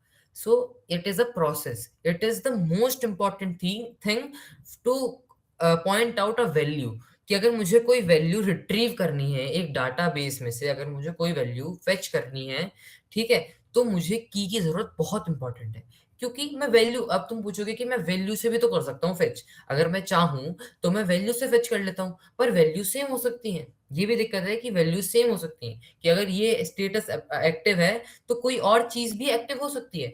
मोस्ट प्रोबेबली हमने कोई स्टेटस एक्टिव रखा और जो प्रोजेक्ट का नाम रखा और वो भी एक्टिव है, तो उस एम्प्लॉय के अंदर जो प्रोजेक्ट है वो भी एक्टिव है। अगर मैं एक्टिव वैल्यू से फेच करूंगा तो मैं क्या फेच कर रहा हूँ, वैल्यू फेच कर रहा हूँ, तो मैं एक्टिव सर्च करूंगा, ये तो भाई दो चीजें आ रही हैं। तो कभी भी डाटाबेस में ऐसा नहीं होना चाहिए कि दो चीजें कनेक्ट हो रही है। कि कभी भी मतलब it is a unique identifier, जैसे इसमें लिखा हुआ है unique identifier paired for specific piece of data, specific piece of data which is values. ठीक है, अब इन वैल्यूज में कुछ भी स्टोर हो सकता है। कुछ भी स्टोर मतलब जो डाटा टाइप्स हमने पढ़े, इंटीजर है ना, इंटीजर हो गए, बूलियन है ना, या फिर डेसिमल, स्ट्रिंग है ना, या फिर ये पूरा ऐसा पैराग्राफ जेसन फाइल में, और जेसन में पढ़ेंगे क्या होता है, पर ऐसे करके कुछ भी स्टोर हो सकता है। की और वैल्यू, ये बहुत इंपॉर्टेंट थिंग है। ये तुम कैशिंग, यहाँ पे जैसे कोड फिट फॉर कैशिंग, जैसे मैं बता रहा था कैश मेमोरी, तुम्हारी कैश मेमोरी में एक की वैल्यू होगी, एक वैल्यू होगी। ठीक है, जो की में मतलब अगर मुझे वैल्यू एक्टिव चाहिए है ना, तो मैं किसको कॉल करूंगा, स्टेटस को कॉल करूंगा और देखूंगा कि उसकी क्या वैल्यू है एक्टिव। मैं सैलरी देखूंगा और सैलरी बोलूंगा, ऐसा बोलूंगा फेच सैलरी, और फिर वैल्यू आएगी 25,000। ठीक है, it is good fit for caching, temporary things के लिए बहुत इंपॉर्टेंट होता है ये, क्योंकि यहाँ पर इतना अच्छे से तुम्हारा डाटा रिप्रेजेंट नहीं हो पा रहा है ना। अगर अच्छे से डाटा रिप्रेजेंट नहीं हो पा रहा तो ये टेम्परेरी थिंग्स में चल सकता है। जैसे शॉपिंग कार्ट हो गया, कि भाई ये तुम्हारा प्रोडक्ट है, ये तुम्हारा प्राइस है, ठीक है, ये कैशिंग में तुम्हारा कुछ ऐसा ही की है और ये तुम्हारी वैल्यू है जो आगे जाके तुम यूज कर सकते हो। सेशन मैनेजमेंट में भी यूज हो सकता है। तो ये मेजरली टेम्परेरी थिंग्स में होता है। तो it is a type of non relational no SQL database. I guess ये टर्म तो तुम्हें समझ में आ गई होगी अब तक कि नॉन रिलेशनल और नो एसक्यूएल का मतलब क्या है। नो रिलेशनल नो एसक्यूएल का मतलब है, नॉन रिलेशनल नो एसक्यूएल का मतलब है हमारा ये जो डाटा है, हमारा डाटा टेबल की फॉर्मेट में स्टोर ना होकर एक ऐसे टेबल मतलब ऐसे पैरामीटर्स, फील्ड्स, रो, कॉलम्स इन सब में ना होकर एक ऐसे उसमें हो रहा है कि की है और वैल्यू है, और ऐसे करके कलेक्शन ऑफ कीज में कुछ वैल्यूज, एक specific piece of data store हो रहा है। ठीक है, ये की बेस्ड डाटाबेस का फिनिश हो गया। हमारा की वैल्यू डाटाबेस क्या होता है, सबको समझ में आया? सबको समझ में आया? क्योंकि ये बहुत इंपॉर्टेंट है और ये आगे हम यूज करेंगे जब हम लोकल स्टोरेज पढ़ेंगे। लोकल स्टोरेज एक वेबसाइट की लोकल स्टोरेज होती है कि तुम उसे परमानेंट टेम्परेरी कुछ स्टोर कर सकते हो डाटा। तो वो चीजें बहुत इंपॉर्टेंट हो जाती है जब तुम, क्योंकि तुम्हारी एक फेच कॉल्स एक फिक्स्ड होती है डाटाबेस की। ठीक है, तो तुम ऐसे ना करके तुम डाटाबेसेस में से लोकल स्टोरेज में स्टोर कर सकते हो, तो की वैल्यू डाटाबेस होता है। आई गेस ये चीज सबको समझ में आ गई? की वैल्यू डाटाबेस सबको समझ में आ गया? हाँ ना बोल दो एक बार, मैं आगे बढ़ जाऊंगा फिर। भैया एक बार दोबारा हम्म। एक्सप्लेन कर दो, थोड़ा डाउट अच्छा, हो रहा है। अच्छा, किसी ऐसा कुछ पर्टिकुलर चीज है जिसमें डाउट हो रहा है जिससे मैं और अच्छे से एक्सप्लेन कर पाऊँ, कि एक बार ऐसे ही पूरा एक्सप्लेन कर दूं? एक बार वैसे ही रफ आइडिया से दोबारा एक बार अच्छा, explain। हाँ हाँ, ठीक है। तो जैसे हमने पढ़ा, नॉन रिलेशनल डाटाबेस में हम क्या नहीं बनाते, एक्सेल फॉर्मेटेड या ऐसे करके टेबल्स नहीं बनाते। तो की वैल्यू डाटाबेस भी उसका एक टाइप है। इसमें क्या होता है, अगर मुझे कोई चीज रिट्रीव करनी है, मतलब मुझे स्टेटस देखना है कि उस एम्प्लॉय का अभी क्या स्टेटस है, क्या वो अभी काम कर रहा है, नहीं कर रहा है, तो वो सारी चीजें एज इन कैसे स्टोर होंगी कि एक की है, समझ लो एक घर है, मैं वही दोबारा दूंगा कि एक घर है, घर के आगे एक लॉक लगा हुआ है, मुझे की फिट करनी है जिससे मैं घर के अंदर आ सकूं। तो अगर मुझे वो वैल्यू चाहिए, मुझे ये वैल्यू चाहिए, तो मुझे वो परफेक्ट की डालनी पड़ेगी। मतलब कि अगर मैं इसमें से मैं देखना चाहता हूँ स्टेटस क्या है, तो मैं लिखूंगा फेच स्टेटस। जैसे मैं फेच स्टेटस लिखूंगा, तो वो देखेगा कि भाई स्टेटस क्या था, स्टेटस क्या था, क्या था, यहाँ पे ये की आ गई, ये की स्टेटस है। ठीक है, और की हमेशा यूनिक होगी, मतलब कि की यूनिक, अरे यार सॉरी, की यूनिक का मतलब है कि ये स्टेटस है तो और कोई की स्टेटस नहीं हो सकती, और कोई की अलग ही होगी। ठीक है, तो जैसे यहाँ पे ये स्टेटस है, फिर वो देखेगा कि स्टेटस कहाँ है, स्टेटस कहाँ है, स्टेटस कहाँ है, उसने कहा ये रहा, है ना, फिर वो वैल्यू देखेगा। अच्छा, वैल्यू एक्टिव है, चलो भाई फेच स्टेटस का क्या रिजल्ट देना है मुझे, एक्टिव, तो वो एक्टिव दे देगा। अब जैसे वो देखेगा डिटेल्स डिटेल्स डिटेल्स डिटेल्स का डिटेल्स, ये जी डिटेल्स में ये सारी चीजें हैं, ये चीजें मुझे वैल्यूज यूजर को चाहिए, तो मैं ये दे दूंगा। ऐसा है कि मैं की से फेच करता हूँ, और की से फेच वैल्यूज को फेच करता हूँ कीज के थ्रू। ये समझ में आया? मोस्ट एक्यूरेट है कि मैं वैल्यूज फेच करना चाहता हूँ, and that I do using keys. Okay भैया। ठीक है, तो जो कीज है ये यूनिक होती हैं, मतलब हर एक की एक अलग वो निकालेंगी, जिससे मैं अगर अगर मैं यहाँ पे भी स्टेटस लिख देता, यहाँ पे भी स्टेटस लिख देता, तो स्टेटस की फिर दो चीजें होती, एक्टिव भी है और ये भी है। अब जो प्रोग्राम है वो तो कंफ्यूज हो जाता, तो इसलिए या तो वो एरर थ्रो कर देता, या तो वो दोनों वैल्यूज पुट कर दे दिखा देता, है ना, ये दो टेस्ट केस होते हो जाएंगे। पर इसीलिए कभी भी कीज सेम नहीं होनी चाहिए। अगर की वैल्यू डेटाबेस को ले रहे हो, तो कीज हमेशा एक यूनिक आइडेंटिफायर होना चाहिए। जैसे प्रोफाइल में तुम्हारी प्रोफाइल आईडी हो गई, है ना, वो एक की टाइप वर्क करेगा। दो इंस्टाग्राम डोंट यूज की वैल्यू डेटाबेस, पर मैं वो बता रहा हूँ कि व्हाट इज अ की, क्योंकि आगे जाके हम की भी पढ़ेंगे, what is an importance of की, क्योंकि की बहुत इंपॉर्टेंट है। तो की सबको समझ में आ गया, क्योंकि हम टाइप ऑफ की भी पढ़ेंगे, ओके भैया। है ना, टाइप ऑफ की भी पढ़ेंगे हम, तो ये बहुत अच्छे से समझ में आना चाहिए व्हाट इज अ की। ठीक है, अब आगे बढ़ते हैं। अब हम पढ़ेंगे डॉक्यूमेंट बेस्ड डाटाबेस। ठीक है, डॉक्यूमेंट बेस्ड डाटाबेस क्या होता है? मेजरली ऐसे मैं प्रैक्टिकल दिखाता हूँ। ठीक है, जैसे यहाँ पर it is a type of non relational SQL database. ये तो समझ में आ गया होगा कि ये चीज बोल रहा है कि नॉन रिलेशनल है तो मतलब हम टेबल्स नहीं बनाएंगे। ठीक है, नो एसक्यूएल है तो एसक्यूएल नहीं लगेगा। ठीक है, स्टोर, रिट्रीव और मैनेज सेमी स्ट्रक्चर्ड डाटा। अब semi structured data as an document, ठीक है, rather than rows and columns, document में स्टोर करेंगे और मेजरली वो डॉक्यूमेंट होता है जेसन। ठीक है, अब जैसे यहाँ पे मैं टेस्ट केस दिखाता हूँ आपको। जैसे ये है वॉइस पाल, जो हमारा प्रोजेक्ट था वॉइस पाल, उसका ये डाटाबेस है, जेसन फाइल है। ठीक है, और देखो कितना ज्यादा है, मतलब ये देख रहे हो कितना, ये कम से कम पता है कितने जीबी का है? ये 14 MB का है। इसकी वजह से मतलब ओवरफ्लो हो गया था, जिससे मुझे डाउनलोड करना पड़ा ये। ठीक है, तो देखो यहाँ पर इसे जेसन कहते हैं। अब कैसे पढ़ना होता है ना, ये देखो यहाँ पर है एक यूजर, इसे कहते हैं हम पेरेंट नोड। इसके अंदर आया एक प्रोफाइल की ID, this is profile ID. Profile ID में उसका कोई जेमिनी एनालिसिस हुआ होगा और उसमें डायग्नोस, ये जो है ये की है और ये वैल्यू है। पर मैंने उसे स्ट्रक्चर कर दिया कि ये ये जो कीज हैं ये रिलेटेड है जेमिनी एनालिसिस में। और किसका जेमिनी एनालिसिस? इस आईडी का जेमिनी एनालिसिस। ठीक है, तो ये मोस्ट मोस्ट इंपॉर्टेंट थिंग क्या है यहाँ पर? ये चीज तो की बेस्ड डाटाबेस की तरह ही काम कर रही है, पर जब मैं उसे कहता हूं चीजें क्या है, जेमिनी एनालिसिस है। जेमिनी एनालिसिस किसका है? इस प्रोफाइल आईडी का है। तो ये चीजें सेमी स्ट्रक्चर्ड बन जाती हैं। अब देखो मैं रोज एंड कॉलम्स का भी यूज नहीं कर रहा हूँ और मैं सबको अच्छे से बता भी पा रहा हूँ कि ये इस प्रोफाइल में ये जेमिनी एनालिसिस ये आया। पर्सनल इन्फो जो यूजर ने डाली थी वो मेडिकल हिस्ट्री में तो ये डाली। पर्सनल इन्फो वैसी पर्सनल इन्फो उसने एज वगैरह ये डाली।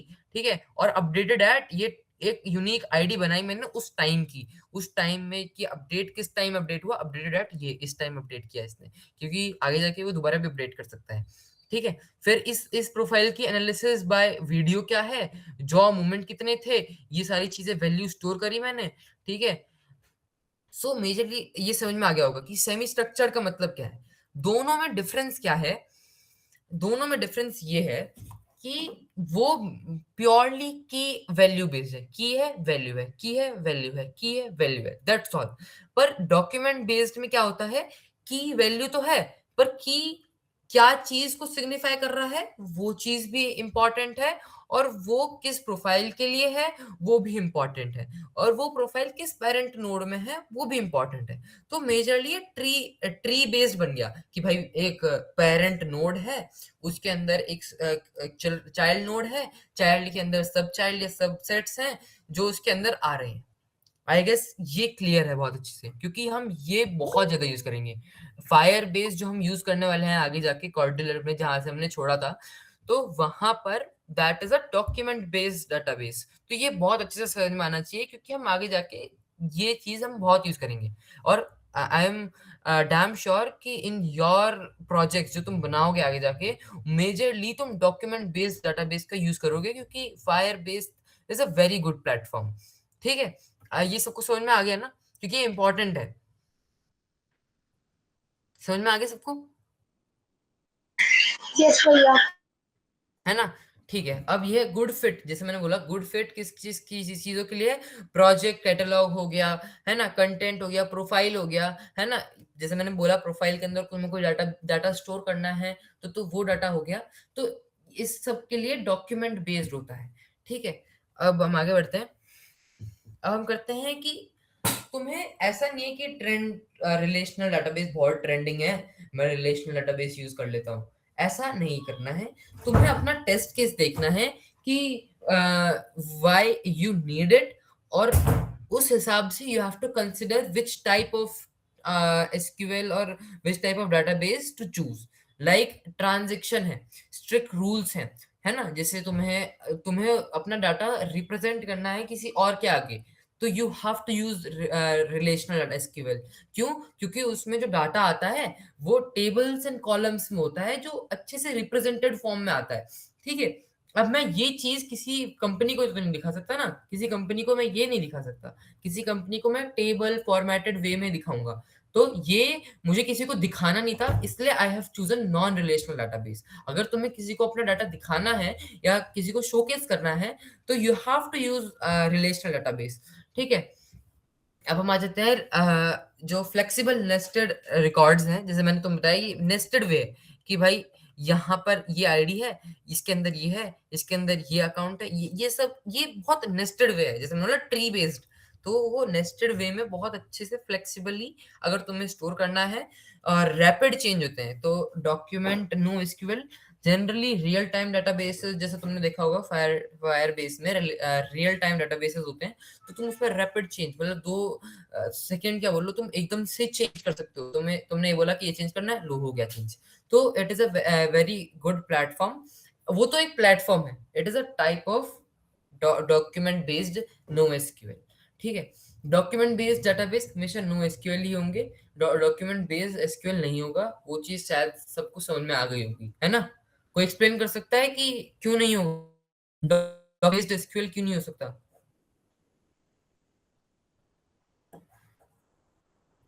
Can anyone explain? हेलो,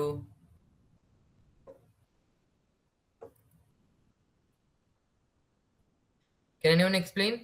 कोई आके बता सकता है? बता दो भाई, नहीं समझ में आया तो पूछ लो। दो ही चीज होती हैं, या तो समझ में आया या तो नहीं आया। आया है तो बता दो क्या पूछा है मैंने। Am I audible? ये तो बता दो। हाँ जी भैया। ठीक है, चलो थैंक यू भाई। पर अब कोई आंसर देगा? किसी को समझ में आया क्यों हो रहा है ऐसा? Please repeat the question. हाँ, तो क्वेश्चन है कि डॉक्यूमेंट बेस्ड डाटाबेस हमेशा नो एसक्यूएल ही होगा, एसक्यूएल नहीं होगा, क्यों?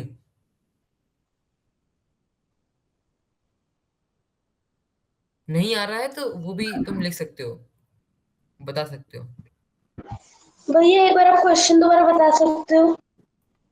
So, question is why document based database, document based मतलब ये वाला, ये जो हमने अभी पढ़ा है, ये जो डॉक्यूमेंट बेस्ड डाटाबेस है ये हमेशा नो एसक्यूएल डाटाबेस ही होगा, एसक्यूएल डाटाबेस नहीं हो सकता, क्यों?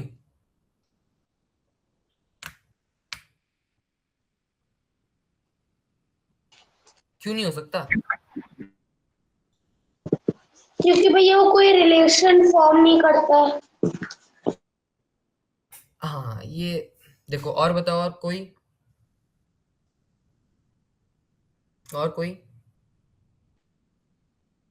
आना चाहता है? किसने बोला था ये? भैया रिजर्व। अच्छा बढ़िया बढ़िया, और बताओ, और कोई आना चाहता है, इनिशिएटिव लेना चाहता है? ठीक है, वेल गुड, बहुत बढ़िया आपने इनिशिएटिव लिया। बट ये अगर तुम देखो ना, मैंने ये शुरू से ही बोला है कि डॉक्यूमेंट बेस्ड, यहाँ पे लिखा भी है, document based is a non relational database. Non relational का मतलब ये नहीं है कि डाटा रिलेटेड नहीं है, नॉन रिलेशनल का मतलब है कि तुम उसे टैबुलर फॉर्मेट में स्टोर नहीं कर रहे हो। बहुत ध्यान से सुनो ये बातें, क्योंकि बहुत इंपॉर्टेंट है। जैसे रिदम ने बोला कि इसका मतलब ये रिलेटेड नहीं है, ये गलत है, क्योंकि जो नॉन रिलेशनल डाटाबेस है, नॉन रिलेशनल डाटाबेस मतलब नो एसक्यूएल डाटाबेस, ये भी रिलेटेड होता है, बट हम इसे नॉन रिलेशनल इसलिए कहते हैं क्योंकि हम इसे रोज और कॉलम्स में नहीं दिखा रहे, इसकी वजह से ये नॉन रिलेशनल कहलाता है। ठीक है, रिदम थैंक यू भाई, तुम आए, तुम आके तुमने इनिशिएटिव लिया। ठीक है, थैंक यू फॉर दैट, क्योंकि मैं देख रहा था कि कोई बच्चा आके इनिशिएटिव ले, कम से कम कुछ बताए, जिससे हम आगे जाके नाम किसी न किसी के तो नाम हमें देने ही, आगे फॉरवर्ड करने हैं, तो हमें वो क्लियर हो पाए। So well and good for that. ठीक है, ये चीज समझ में आनी चाहिए कि नॉन रिलेशनल का मतलब ये नहीं है कि चीजें रिलेटेड नहीं है, चीजें रिलेटेड इसमें भी होती हैं, जस्ट दैट कि तुम उसे स्टोर करते हो स्ट्रक्चर्ड वे में नहीं स्टोर करते, मतलब स्ट्रक्चर्ड वे मतलब रोज कॉलम्स और वो जो फील्ड्स हमने देखा था उनमें स्टोर नहीं करते, बल्कि तुम उन्हें सेमी स्ट्रक्चर्ड फॉर्मेट में स्टोर करते हो। जैसे ये सेमी स्ट्रक्चर्ड होता है, ये यहाँ पे ये सेमी स्ट्रक्चर्ड है। क्यों? क्योंकि मुझे डाटा रिलेटेड भी दिख रहा है कि भाई पेरेंट यूआईडी है, पेरेंट यूआईडी, ये पेरेंट यूआईडी है और इसमें प्रोग्रेस कोई एक की है जो स्टोर्ड है, तो ये रिलेटेड तो है डाटा। पेरेंट यूआईडी मुझे पता चल रहा है क्या है ना, तो ये सारा डाटा रिलेटेड है, पर मैं इसे टेबल्स में तो स्टोर नहीं कर रहा ना, तो इसलिए ये नॉन रिलेशनल है। ये चीज समझ में आनी चाहिए। ये चीज समझ में आई सबको? यस भैया। है ना, कि नॉन रिलेशनल का मतलब ये नहीं है कि डाटा रिलेटेड नहीं है। नॉन रिलेशनल का मतलब ये है कि डाटा रिलेटेड तो है, पर हम उसे रोज एंड कॉलम्स में स्टोर नहीं कर रहे हैं, बल्कि एक सेमी स्ट्रक्चर्ड फॉर्मेट में। सेमी स्ट्रक्चर्ड मतलब कि वो इतना बहुत अच्छे से स्ट्रक्चर्ड भी नहीं है डाटा, पर रिलेशन मुझे समझ में आ रहा है कि क्या रिलेशन है उसका, ये चीज समझ में आ रही है। ठीक है, so this is the document based database. ठीक है, अब हमने सारे टाइप्स ऑफ डाटाबेस तो नहीं पढ़े हमने, पर हमने मेजरली जो हम आगे जाके यूज करने वाले हैं, जिसका मेजरली यूज होता है, वो हमने पढ़ लिया है। ठीक है, अब कोई भी बच्चा ये ना बोले कि अगर मुझे रिलेशन चाहिए अपने डाटा में तो मैं रिलेशनल एसक्यूएल ले जाता हूँ, अगर मुझे नहीं चाहिए तो मैं नॉन रिलेशनल चला जाता हूँ। ये गलत एनालॉजी है, प्योरली गलत एनालॉजी है। क्यों? क्योंकि दोनों में रिलेशन होता है, क्योंकि डाटाबेस है तो रिलेशन तो होगा ही होगा, पर ये तुम्हें देखना है कि जो तुम्हारा डाटा स्टोर हो रहा है वो तुम्हें टेबल में स्टोर करना है कि एक सेमी स्ट्रक्चर्ड फॉर्मेट में स्टोर करना है। अगर तुम्हें आगे जाकर किसी यूजर को पूरा डाटा दिखाना पड़े तो तुम टेबल्स में दिखाओगे, जेसन फाइल में नहीं दिखाओगे, क्योंकि जेसन फाइल किसी को समझ में ही नहीं आएगी। ये चीज अगर मैं तुम्हें इसे टेबल फॉर्मेट में दूं तो तुम टेबल फॉर्मेट अच्छे से रीड कर पाओगे, पर अगर मैं तुम्हें ऐसी फाइल में दे दूं तुम क्या समझ पाओगे? इसमें कुछ नहीं समझ पाओगे। क्यों? क्योंकि ये बहुत डिफिकल्ट है to understand for a normal person. ठीक है, दैट्स वाई अगर तुम्हें अपना डाटा किसी को नहीं दिखाना है, तुम्हें अपने लिए चाहिए जिससे वो स्टोर रहे वो डाटा, बस, है ना, तुम्हें अपने आप तुम समझ पाओ बस वो डाटा, तो वो नॉन रिलेशनल डाटाबेस में स्टोर कर सकते हैं। पर अगर तुम चाहते हो कि आगे जाके यूजर देखे तुम्हारा पूरा डाटा जो तुमने स्टोर करा है, you have to go to the relational SQL. ठीक है, ये चीज बहुत इंपॉर्टेंट है, क्योंकि you have to select your best database जिससे तुम्हें कोई दिक्कत ना हो। Non-relational are very easy to understand, easy to implement. Relational are quite difficult. So you have to understand कि at which sector I have to apply relational and in which sector I have to apply non-relational databases. ठीक है, अब जैसे हमने यहाँ पर हम बात करते हैं कि अगर मुझे बहुत एकदम क्विक अप लुकअप चाहिए कि भाई क्या क्या हो रहा है, इसका सिर्फ लुकअप चाहिए, तब हम की वैल्यू यूज करते हैं। इसीलिए टेम्परेरी जो टेम्परेरी डाटा होता है, जैसे कैश वैल्यू हो गई, कैश स्टोर मेमोरी हो गई, या फिर तुम्हारा शॉपिंग कार्ट हो गया कि 10 दिन का है, 10 दिन में खरीद लिया। ठीक है, नहीं खरीदा तो थोड़े दिन और चलेगा वो, है ना, मतलब कार्ट कभी ना कभी तो खत्म होगी ही होगी। ठीक है, तो जब वो टेम्परेरी चीज होती है कि सिर्फ तुम्हें एक लुकअप चाहिए, तब तुम की वैल्यू डाटाबेस का यूज करते हो। ठीक है, अगर तुम्हें बहुत रिलेशनल क्वेश्चन चाहिए तब तुम ग्राफ ओरिएंटेड या फिर कॉलम ओरिएंटेड जब बहुत एनालाइज करते हो, तब you go on higher and key भाई ग्राफ कॉलम्स इन सब का यूज करेंगे, जो कि हम नहीं करेंगे। हम we will understand relational, non relational में भी specifically data document no SQL और की वैल्यू नो एसक्यूएल, ये दो चीजें हम बहुत अच्छे से पढ़ेंगे। ठीक है, I guess I am clear on my side. क्या चीजें तुम्हारी साइड पे क्लियर है कि तुम्हें समझ में आ रही है सारी चीजें? सबको समझ में आ रही है? हाँ भैया। Yes yes sir. ठीक है, ओके। सो अब मुझे कोई बता सकता है व्हाट इज अ की? जो हमने पढ़ा था की क्या होती है, की वैल्यू डेटाबेस में जो हमने पढ़ा, या फिर जो हमने उसमें पढ़ा, वो सारी की क्या होती है? कोई बता सकता है? क्योंकि हम आगे अभी नेक्स्ट स्लाइड में हम पढ़ने वाले हैं type of keys. So anyone can explain what is keys? Anyone who have to take initiative? Because what matters is initiative rather than telling a correct answer. Telling a correct answer and taking initiative is a well and good combo, but if you are taking an initiative, you are like ahead of giving a correct answer. So anyone? भैया जैसे कोई key is like a password to open any file और something और information. हाँ हाँ, correct. बताओ, किसी ने हैंड रेस किया है, Key, बताओ. key can be used. The key can be used to open a file for some seconds. हाँ, कि key is used so that we can know what are the values of that key, है ना. कि मुझे मेरे specified keys है, specified values हैं, उन स्पेसिफाइड वैल्यूज को फेच करने के लिए. फेच का मतलब समझ रहे हो कि मुझे वो वैल्यूज चाहिए, मुझे ये वैल्यू चाहिए. अगर मुझे ये वैल्यू चाहिए तो मुझे फेच करते समय कीज को कॉल करना पड़ेगा instead of values. They are very uniquely identifiers. अगर हम टर्मिनोलॉजी में बहुत स्पेसिफिक जाएं, so keys are the unique identifier of any specified data which are values. ठीक है. Now we will understand in detail what are keys and what are the type of keys. Majorly, what are the type of keys. ठीक है. So let go deep on that part. So keys give each record an identity. हर एक record को एक identity देने के लिए हम keys का यूज करते हैं. कि अगर तुम्हारी क्लास में कभी ना कभी तो ऐसा हुआ होगा कि आरव बोला और दो आरव खड़े हो गए, ठीक है, या फिर कोई नाम लिया और दो दो बंदे खड़े हो गए या तीन बंदे खड़े हो गए, ठीक है. तो अगर कभी भी मैंने बोला था कि कभी भी अगर एक तीर से दो निशाने लग रहे हैं तो प्रोग्राम कंफ्यूज हो जाता है कि भाई अगर मुझे तो ये बोला था, वो मुझे एक वैल्यू मिलनी चाहिए, मुझे दो वैल्यूज मिल रही हैं, है ना.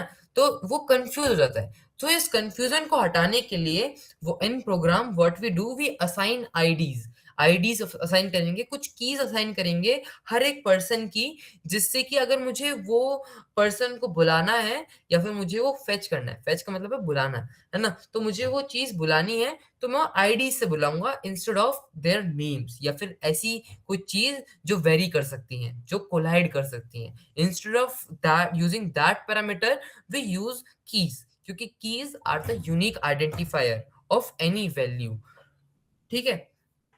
So now let's understand what is super keys. There are several type of keys like super key and coordinate keys and various keys. अभी हम आगे पढ़ेंगे what are they, but what are them.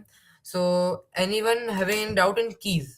सबसे पहले ये यहाँ से क्लियर करते हैं जिससे हम टाइप ऑफ कीज अच्छे से समझ पाए, क्योंकि type of keys is very like crucial part and very difficult part. ठीक है. बताओ किसी को कोई दिक्कत? भैया की मेन डेफिनेशन क्या होती है? So key is a unique identifier of a value. So यहाँ पर तुम जैसे ये देख रहे हो, ये आरव, ये आरव और ये आरव, ठीक है. तो ये आरव क्या है? वैल्यूज हैं, और इनको वैल्यूज सेम हो सकती हैं. तो अगर मैं आरव को बुलाऊंगा, अगर मैं वैल्यूज से बुलाऊंगा तो ये आरव भी आएगा, ये आरव भी आएगा, ये आरव भी आएगा. पर मुझे ये वाला आरव चाहिए था, मुझे ये वाला आरव चाहिए, तो it is a unique identifier. की तो मैं की से बुलाऊंगा, की से बुलाऊंगा. तो जैसे यहाँ पे एडमिशन नंबर मान लो, तो मैं अगर एडमिशन नंबर से बुलाऊं तो मुझे सिर्फ ये वैल्यू मिलेगी, ये वैल्यू भी नहीं आएगी ना ये वैल्यू आएगी, क्योंकि एडमिशन नंबर तो सेम हो नहीं सकते. ठीक है. तो कीज हेल्प करती हैं हमें कि कंफ्यूजन हटाने के लिए. अगर सेम वैल्यूज हैं और मुझे कंफ्यूजन हटानी है तो we use keys to identify कि मुझे कौन सा एग्जैक्ट वैल्यू चाहिए. सो डेफिनेशन अगर तुम पूछ रहे हो, it is a unique identifier of a specific data known as value. Specific data is a value and उसका एक यूनिक आइडेंटिफायर इज अ की. हर ताले की अलग अलग होती है, तो ऐसे ही समझ लो कि हर हर हर उसकी हर हर एक डाटा सेट की हर डाटा की अलग अलग की होगी, जिसे मैं फेच करूं तो एक डाटा है. समझ में आ गया? मतलब भैया जैसे हम कोई पीसी में फाइल सेव करते हैं तो उसके आगे जो हम कोई नंबर डालते हैं तो उसे हम की मानेंगे। जैसे तुम इसमें फाइल डालते हो, किसी फोल्डर में तुम दो फाइल नाम सेव नहीं कर सकते, है ना? तो क्यों? क्योंकि वो की है, वो उस फाइल की एक की है कि उस नाम से वो प्रचलित है अपनी उसमें फोल्डर में। तो इसीलिए तुम फोल्डर में, फाइल में कभी भी दो नाम सेव नहीं कर सकते सेम, क्योंकि की कभी भी सेम नहीं होनी चाहिए। तो वो एज एन की ऑपरेट करता है, वो ठीक है, मतलब पार्शियली करेक्ट है कि तुम ऐसा समझ सकते हो। पर कीज जनरली डाटाबेसेस में होते हैं। डाटाबेस तो समझ में आ गया ना सबको? अगर डाटाबेस भी नहीं आया तो फिर तो क्या फायदा। डाटाबेस तो समझ में आ गया ना क्या होता है? यस भैया। जी सर। ठीक है, चलो भाई, इतना समझ में आ गया सबको। आई एम वेरी हैप्पी कि भाई सबको ये समझ में आया। Now we are going towards the more difficult part. अगर ये इजी लगा आपको तो आपके लिए वो भी इजी है, अगर आपको ये थोड़ा सा डिफिकल्ट लगा तो थोड़ा सा ज्यादा डिफिकल्ट है, ठीक है? क्योंकि we will not go in mathematics, but थोड़ा सा हमें समझना पड़ेगा, ठीक है? अब आ जाते हैं हम कीज के आगे, टाइप ऑफ कीज। कीज सबको समझ में आ गई, कोई डाउट नहीं है, क्योंकि टाइप ऑफ कीज समझने में कीज का बहुत रोल है। तो कीज सबको समझ में आ गया, ठीक है? I am getting one thumbs up, ठीक है। ओके ओके ओके ओके, चलो सबको समझ में आ गया। अब मैं टाइप्स ऑफ कीज पे जा सकता हूँ। So in types of keys, first type which I will be discussing is super key. So in what is a super key? Super key is like a super set. अब what is a super set? अब देखो, super set mathematics में तुम्हें 11th में पढ़ाया जाएगा। समझो तुम्हारे पास एक बॉक्स है, एक मार्बल का बॉक्स है, दो मार्बल के बॉक्स हैं। इसमें तुम्हारे पास एक मार्बल है आर, मतलब रेड, एक है ग्रीन, एक है ब्लू, एक है पर्पल, एक है वाइट। पर्पल और एक है वाइट, ठीक है? तो ये जो हमारा पास बॉक्स है उस मार्बल का, इस मार्बल के बॉक्स को मैंने कहा ए, है ना? अब ये मार्बल का बॉक्स है जिसके अंदर बस रेड मार्बल है, ग्रीन मार्बल है और ब्लू मार्बल है। तो ये हो गया हमारा बी, ठीक है? अब तुम देखोगे कि जो बी के अंदर सारी मार्बल्स हैं वो तो ए में पहले से ही हैं। तो हम ये कह सकते हैं कि A box is a super set of B. समझ में आई ये बात कि A is a super set of B? क्यों? क्योंकि जो सारी चीजें बी में हैं वो ए में पहले से ही है। तो ये तो सुपर आ गया, ये तो ऊपर, सुपर मतलब ऊपर, तो सुपर सेट हो गया ये, ठीक है? इसलिए A is a super set of B, ठीक है? अब ये चीजें सुपर की में क्यों जरूरी है? क्योंकि सुपर की also operates like a super set, ठीक है? Uniquely identifies the tuple. मतलब टपल का मतलब क्या है? ये रो, मान लो ये रो को स्पेसिफाइड यूनिकली आइडेंटिफाई करने के लिए हम सुपर की यूज करते हैं। और सुपर की में नल वैल्यूज भी हो सकती हैं, ठीक है? बट अगर अगर नल वैल्यू, अब तुम सोचो, नल वैल्यू का मतलब है कि समझो किसी का फोन नंबर नहीं है, तो वो वहां पर नल ही लिखेगा कि भाई मेरे पास फोन नंबर नहीं है, तो NULL, नल, मेरे पास नहीं है फोन नंबर, ठीक है? अब तुम सोचो कि अगर मैं सिर्फ फोन नंबर से कॉल करूं, तो अगर मैं सिर्फ फोन नंबर से कॉल करूंगा और वो फिर नल आएगा, तो फिर नल, अगर तीन चार के फोन नंबर नहीं हुए तो सबकी वैल्यू नल होगी। तो मैं तो यूनिकली आइडेंटिफाई कर ही नहीं पाया टपल, क्योंकि तीन टपल आए मेरे पास। टपल का मतलब समझ गए ना? रो, कि इस रो का डाटा, मतलब ये रो का डाटा, ये जो रो है इसका data as an tuple store कर रखा है मैंने, है ना? अब अगर कहीं पे भी फोन नंबर, समझो इसका नल है, इसका भी नल है और इसका भी नल है, और मैं फेच करता हूँ फोन नंबर से नल, तो मेरे पे ये भी आएगा, ये भी आएगा, ये भी आएगा, है ना? इसलिए हम क्या करते हैं, हम इट में contains extraneous attributes. Extraneous attributes का मतलब है कि दो कीज एक साथ काम करेंगी एक ताला खोलने के लिए। समझ में आया? दो की एक साथ काम करेगी एक ताला खोलने के लिए। बेस्ट एक्सप्लेनेशन फॉर सुपर की, ठीक है? अब ऐसा नहीं है कि दो ही करेंगी, एक से भी काम कर सकता है, दो से भी काम कर सकता है, तीन से भी काम कर सकता है। That's why it is a super set, ठीक है? तो आईडी सिर्फ, अगर अगर मैं सिर्फ, एक सेकेंड, अगर मैं सिर्फ आईडी की बात करूं, अगर मैं सिर्फ आईडी की बात करूं, तो मैं सिर्फ आईडी से, आईडी ऑफ एन एम्प्लॉय सबका अलग अलग अलग अलग अलग अलग है ना, और ये अलग देना कंपनी का काम है, ठीक है। तो सिर्फ आईडी से मैं ये पूरी रो रिट्रीव कर सकता हूँ। सिर्फ एसएसएन, एसएसएन का मतलब है जैसे आधार कार्ड नंबर हो गया, सोसाइटी सीरियल नंबर जो देती है ना, सीरियल सोसाइटी सीरियल नंबर का एसएसएन मान रखा है मैंने, आधार कार्ड या कुछ भी है, तो सबका यूनिक है। तो सिर्फ एसएसएन से भी मैं पूरी टपल को, इस पूरी रो को रिट्रीव कर सकता हूँ। तो या तो मेरे पास आईडी हो या तो मेरे पास एसएसएन हो। अब एक्सट्रेनियस एट्रीब्यूट्स का मतलब है कि कुछ एक्स्ट्रा। तो मैं आईडी, आईडी मतलब ये आईडी और नेम, ये दो की हो गई, आईडी और नेम, आईडी और नेम, इससे भी कॉल कर सकता हूँ। सिर्फ आईडी से काम ना चलता, सिर्फ आईडी से भी काम चल सकता था, पर मैंने एक्सट्रेनियस एट्रीब्यूट डाला, it may contains extraneous attribute, ये ध्यान रखना। तो आईडी और नेम हमने रखा, और ये एज एन एक की काम करेगी for any retrieval of any tuple. Super की समझ में आ गई सबको?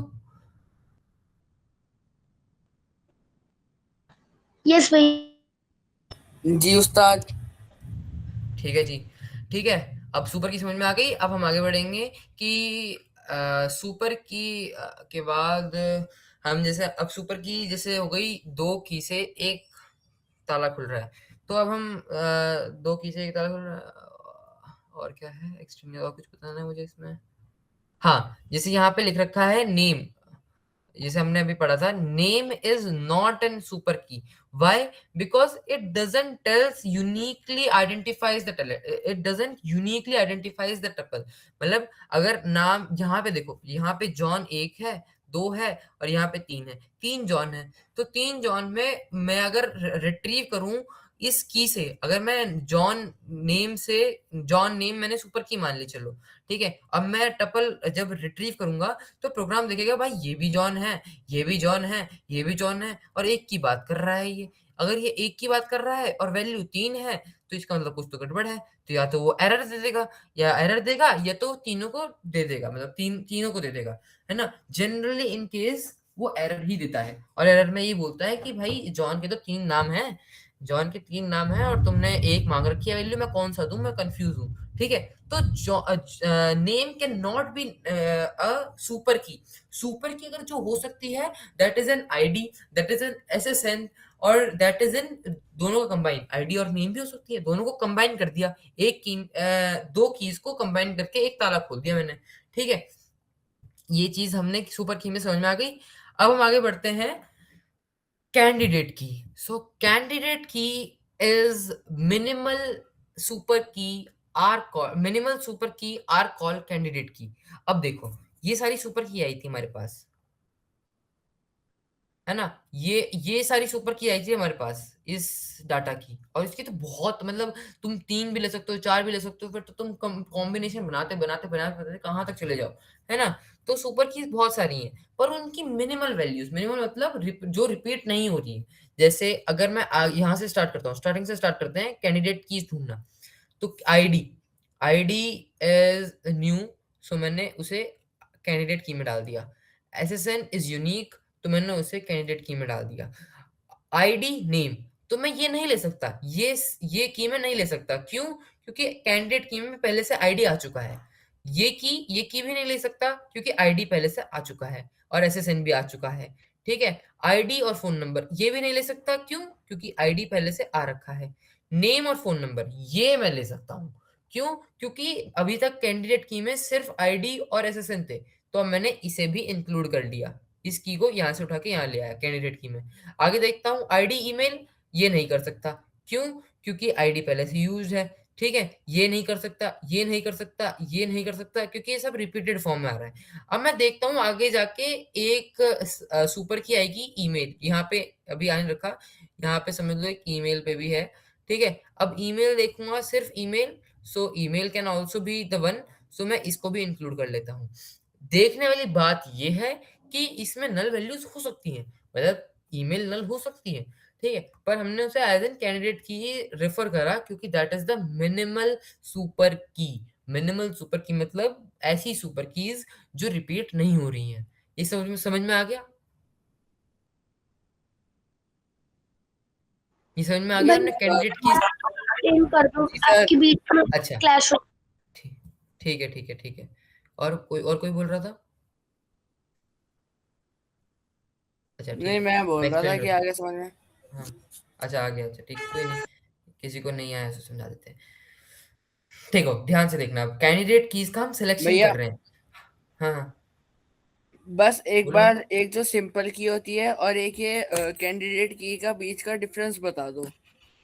हाँ बताता हूँ। तो अभी ये जो हम सब कर रहे हैं, ये सब जैसे मैंने सुपर की निकाली, सुपर की में क्या है, सुपर की में रिपीटेड वैल्यूज हैं। तुम ध्यान से देखो, आईडी यहाँ पे भी आईडी है, यहाँ पे भी आईडी है, यहाँ पे भी आईडी है, यहाँ पे भी आईडी है, तो ये रिपीटेड है बहुत। मतलब super key is very repetitive कि भाई फोन आईडी मैंने पहले ले ली है तो मैं बार बार क्यों लूं।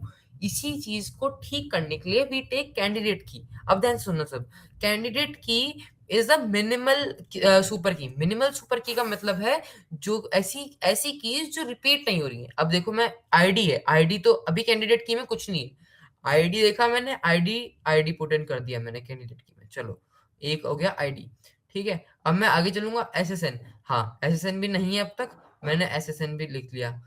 ठीक है, अब मैंने एसएसएन भी लिख लिया। मैं यहाँ पर जैसे आता हूँ, मैं तीसरी सुपर की पे जैसे आता हूँ, उस पे आईडी है पहले से, तो मिनिमल तो मुझे चाहिए, तो इसे तो हटाना पड़ेगा मुझे, मिनिमल चाहिए मुझे, आईडी मैंने पहले से इंक्लूड कर ली है, इसे भी हटाऊंगा, इसे भी हटाऊंगा, इसमें भी आईडी है, इसमें आईडी नहीं है ना एसएसएन है, तो मैं इससे उठाकर इसे मैं डाल दूंगा यहाँ, जैसे मैंने यहाँ पे ये डाल रखा है, तो ये डाल दिया मैंने। आगे जाकर सुपर की में एक ईमेल भी आएगा जो इसमें मेंशन्ड नहीं है, जो होना चाहिए था, सॉरी फॉर दैट। ठीक है, पर एक सुपर की जैसे मैंने डॉट डॉट डॉट लिखा है, मतलब बहुत सारी कॉम्बिनेशन बन सकती है, एक कॉम्बिनेशन ईमेल भी बनेगी, तो इसलिए मैंने वो भी इंक्लूड कर रखा है। तो कैंडिडेट की majorly non repetitive form of super की, सिंपल फॉर्मेट में मैं समझाना चाहूं तो ये होता है। ठीक है, समझ में आ गया डिफरेंस है। अभी तक जो हम ये छाट रहे हैं, कीज को हम जो छाट रहे हैं, ये छाट हम क्यों रहे हैं, क्योंकि हमें प्राइमरी की चाहिए, हमें एक एक यूनिक की चाहिए जिससे मैं पूरा डाटाबेस को एक उससे डिफाइन कर सकूं, एक उससे मैं पूरा टपल को, टपल मतलब एक पूरी रो को डिफाइन कर सकूं, मुझे वो ढूंढना है, इसलिए मैं अभी ये छाटना शुरू कर रहा हूं। मैं समझ में आ रही है ना बात, मैंने सुपर की ये क्यों ली, कैंडिडेट की क्यों ली, जिससे मैं प्राइमरी की अटेन कर सकूं। समझ में आ रही है बात, आ रही है बात समझ में? यस भैया। Yes sir. ठीक है, so let's go to primary key. तो प्राइमरी की क्या है, प्राइमरी की इज मेजरली, अब मैं कैंडिडेट की उठाता हूँ, मैंने जब मुझे कैंडिडेट की चाहिए थी, मैंने सुपर की उठाई थी। ठीक है, अब मैं प्राइमरी की लेता हूँ तो मुझे कैंडिडेट की चाहिए। अब मैं क्या कर रहा हूँ, मैंने कैंडिडेट की उठा ली। अब कैंडिडेट की में तो ऐसे बहुत सारे हैं जो नल भी हो सकता है, ये फोन नंबर नल हो सकता है, ईमेल नल हो सकता है, जो नल नहीं हो सकता और यूनिक है उनमें से सिर्फ ये दो हैं, डाटा सेट, डाटा जेट वो पैरामीटर्स कीज, तो वो है आईडी और एसएसएन। सो सिर्फ आईडी और एसएसएन बचे मेरे पास contender for being a primary key. Primary key का ये क्या है, कोई भी नल वैल्यू नहीं होनी चाहिए और यूनिक होनी चाहिए। तो अब यहाँ पर मैं कैंडिडेट की में सर्च करूंगा, कोई भी नल नहीं होनी चाहिए और कोई यूनिक होनी चाहिए। ठीक है, आईडी की नल नहीं है और यूनिक है, आईडी की can be a contender for a primary की। अभी हम कंटेंडर ढूंढ रहे हैं कौन कौन हो सकते हैं, एसएसएन, सोसाइटी सीरियल नंबर, हाँ ये भी कंटेंडर है, यूनिक है और नल भी नहीं हो सकता। ठीक है, तो ये भी एक कंटेंडर है। अब मैं नेम को देखता हूँ, नेम तो भाई यूनिक नहीं है, इट इज नॉट यूनिक, मेरे नाम के बहुत सारे मिल जाएंगे तुम्हें अवेलेबल नाम के। ठीक है, तो इसलिए इट इज नॉट यूनिक, सो मैं ये की नहीं ले सकता। ठीक है, अब ईमेल पे आएंगे, ईमेल भी नल हो सकती है, अगर किसी पे ईमेल नहीं है, कोई नहीं है इतना वेल एजुकेटेड जिस पे नहीं है ईमेल, या फिर उसने नहीं बनाई, उसे नहीं पड़ी जरूरत, तो ये नल हो सकता है। तो अगर ये नल है तो फिर प्राइमरी के लिए की के लिए कंटेंडर नहीं है। तो what are the contender for declare as a primary key, it is ID and a name. ठीक है, अब तुम देखोगे कि तुम्हें इनमें से भी एक, सॉरी नेम क्यों लिख दिया मैंने, पागल हूं क्या, रुक जाओ, सॉरी सॉरी सॉरी, नेम तो फिर वो हो गया ना कि वो हो गया, वो होगा, सेम हो सकते हैं। तो SSN and ID is a contender for candidate की, सॉरी फॉर दैट। ठीक है, अब देखो यहाँ पे प्राइमरी की मैंने सिर्फ ID लिखा, क्यों? SSN और ID में से भी मैं सिर्फ एक चूज कर सकता हूँ। तो जनरली जो इन सब में से चूज करता है उसे कहते हैं हम डाटाबेस एडमिनिस्ट्रेटर। ठीक है, सो वो क्या करता है, वो ये देखता है कि कौन सी चीज मेरे हाथ में कंट्रोल है। अब सोसाइटी सीरियल नंबर तो गवर्नमेंट देगी मुझे, आधार नंबर है ना ये सब। ठीक है, अगर किसी का आधार नहीं है, कोई इमिग्रेंट है, ऐसे कुछ भी हो सकता है। तो जो चीज मेरे कंट्रोल में है मैं वो एज एन प्राइमरी की दे देता हूँ। ये चीज जनरली एक कंपनी के उसमें रहती है कि जो मेरे हाथ में है मैं उसे एज एन प्राइमरी की देना चाहता हूँ। तो उसने जो आईडी है, जो एम्प्लॉय की आईडी है, जो कि सबकी अलग अलग है, और वो कंपनी असाइन करेगी। अगर कंपनी की गलती हुई तो कंपनी ही वो अपने ऊपर लेगी, गवर्नमेंट की पे कुछ नहीं जाएगा। इसकी वजह से जनरली प्राइमरी की अपने जो तुम कंट्रोल कर पा रहे हो वो लेते हैं। अगर ऐसा कंफ्यूजन होता है कि मैं SSN लूं या ID लूं, तो तुम इसमें से कुछ भी ले सकते थे, पर आई हैव यूज्ड ID। ठीक है, सो इट इज रेयरली चेंज्ड, मतलब एक बार तुमने उसे सेलेक्ट कर लिया तो इट इज रेयरली चेंज, क्योंकि बिकॉज अब मैं अगर आगे भी कोई एम्प्लॉय आएगा तो मैं यूनिक आईडी दूंगा उसे। ठीक है, candidate keys with null values is not a primary key. जैसे मैंने बोला कि primary key is unique plus not null, मतलब नल नहीं होनी चाहिए और यूनिक होनी चाहिए। ये तो मैंने आपको बता दिया। अब एक और की होती है जिसे कहते हैं हम अल्टरनेट की। अब तुम कैंडिडेट कीज क्या थी? ये चार कैंडिडेट कीज थी, ये चार कैंडिडेट कीज थी। इन कैंडिडेट कीज में से प्राइमरी कीज हटा दो, प्राइमरी कीज ये दोनों प्राइमरी कीज थी, है ना, इन दोनों को हटा दोगे, और जो हमने प्राइमरी की सेलेक्ट करी उसे हटाना है, मतलब आईडी को हटा दो। तो अल्टरनेट की कौन सी हुई? ये जो बचा हुआ सेट है कैंडिडेट की का, एक गंदा हो रहा है। सो ये जो बचा हुआ सेट है that is known as alternate key. ठीक है, candidate, so we can tell that candidate key is a primary key plus an alternate key. I guess सबको समझ में आया होगा। हाँ, तो रिव्यू करा, देखा सबने, कुछ डाउट आया किसी को देखने के बाद? अच्छे से पढ़ा? कोई दिक्कत आई? कोई दिक्कत आई किसी को? भैयू बस एक बार ऑल्टरनेट कीज बता दो।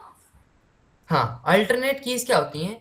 कैंडिडेट कीज का तुम्हारे पास एक सेट था, एक गुच्छा था कीज का, कैंडिडेट कीज हमने उसे कहा, जिसमें एक आईडी थी, एक एसएसएन था, एक नेम फोन था, एक ही की में नेम फोन था, और एक ईमेल थी। ये हमारी कैंडिडेट कीज थी। इस कैंडिडेट कीज में से, इस की चेन में से मैं अगर प्राइमरी की हटा दूं, अगर मैंने प्राइमरी की हटा दी, तो बची हुई कीज जो भी बची उन्हें हम अल्टरनेट कीज कहते हैं। अगर मैं प्राइमरी की हटा दूं, समझ गए? अगर मैं कैंडिडेट कीज में से, अगर मैं कैंडिडेट कीज में से, ये कैंडिडेट कीज है, इसमें से मैं प्राइमरी की हटा दूं, तो बची हुई चीजें अल्टरनेट कीज कहलाती हैं। Am I clear on my part? Okay, thank you. Okay, ठीक है, चलो भाई। Now last key is a foreign key. Foreign key में क्या होता है, तुम्हारे पास दो टेबल्स हैं, यू हैव टू टेबल्स। ठीक है, और तुम्हें उन दो टेबल को कनेक्ट करना है। कनेक्ट इन सेंस कि मुझे ऐसी एक वैल्यू चाहिए कि इस डाटाबेस और उस डाटाबेस को मैं कनेक्ट कर पाऊँ। जैसे पीरियोडिक टेबल अगर तुमने पढ़ी है तो जैसे वो आता है, लेंथेनॉइड्स और रेक्टेनॉइड्स आते हैं, तो उसके जैसे उसका भी एक डाटा है, लेंथेनॉइड और रेक्टेनॉइड्स का है, और वो एक ही उसमें आता है, मतलब वो पीरियोडिक टेबल में पीछे आता है उसके। तो ऐसा ही कुछ समझ लो, if you want to understand a foreign key. तो फॉरेन की में क्या है, तुम्हारे पास दो डाटा है, एक ये डाटा है, एक ये डाटा है। एक तो डाटा डिपार्टमेंट कोड है, ये है student ID, name, department code और क्रेडिट। ठीक है, उस डिपार्टमेंट कोड कौन से क्या क्या डिपार्टमेंट है, ये डिपार्टमेंट नेम है। तो मैंने इसको एज एन फॉरेन की यूज करके मैंने इस डाटा को कनेक्ट कर दिया, जिससे अब मुझे पता चल जाएगा कि 101 का मतलब अगर मैं देखूं तो दैट इज कंप्यूटर साइंस। ठीक है, CSE। ठीक है, ये डिपार्टमेंट नेम हो गया। ठीक है, मैकेनिकल हो गया 104 का। तो ये इसके पीछे है जस्ट, ये अगर मतलब अगर मुझे इन दोनों डाटा को कनेक्ट करना है तो एज एन फॉरेन की होगी जो इसे जस्ट पीछे ले आएगी। तो मैं अगर 101 देखूंगा 101 तो वो CSE होगी, ये मैं देख पाऊंगा। सिंपल, बहुत सिंपल है फॉरेन की कि दो डाटाबेस को कनेक्ट करना है तो मैं एक पैरामीटर एक फील्ड उठा लूंगा और उसको कनेक्ट कर दूंगा दूसरे डाटाबेस में से डाटाबेस। ठीक है। सो ये जो करते हैं हम इसे कहते हैं हम referential integrity. Referential integrity fundamental rule है एक दोनों के बीच में एक सिंक्रोनाइज्ड पाथवे बनाने का कि भाई इट इट टेल्स कि भाई जो पेरेंट टेबल है उसके एक पैरामीटर में एक चाइल्ड टेबल है जो कि उसको हम पेरेंट टेबल्स को हम चाइल्ड टेबल से कैसे कनेक्ट करते हैं, we connect it through keys, वो फॉरेन की। करेक्ट, ये यहाँ तक समझ में आ गया? फॉरेन की समझ में आ गई कि अगर मुझे किसी पेरेंट की को चाइल्ड की से कनेक्ट करना है तो मैं फॉरेन की लगा दूंगा एक पैरामीटर एक फील्ड में जिसकी वजह से वो कनेक्ट हो जाएंगे दो डाटा। समझ में आ गया? समझ में आया सबको? दोबारा एक्सप्लेन कर दो। अच्छा, तो जैसे ये हमारे पास डाटा है तो ये स्टूडेंट आईडी है, स्टूडेंट का नाम है, किस डिपार्टमेंट में वो काम कर रहा है और उसको कितने क्रेडिट है। अब मेरे पास एक और है, इस डाटा को मैंने नाम दिया स्टूडेंट। एक डाटा है मेरे पास डिपार्टमेंट के नाम से, डिपार्टमेंट कोड और डिपार्टमेंट का नाम।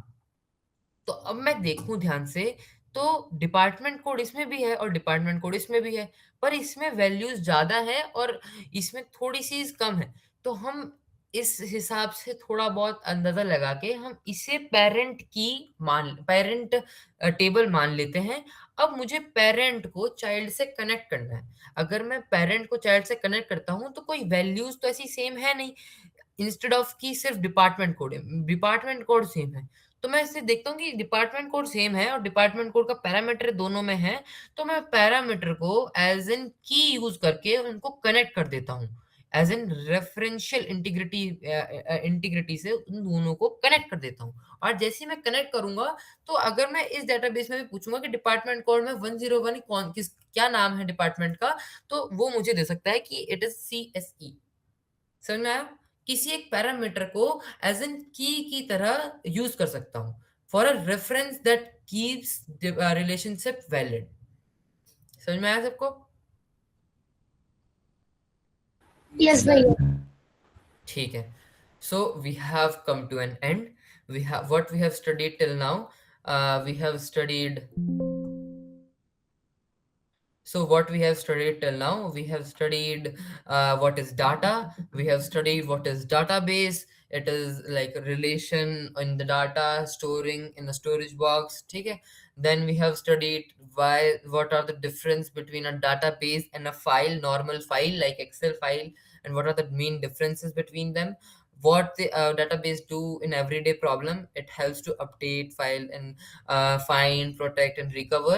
And then we see the real applications of them, and the real application lies in the relation of the database is majorly based on relationships.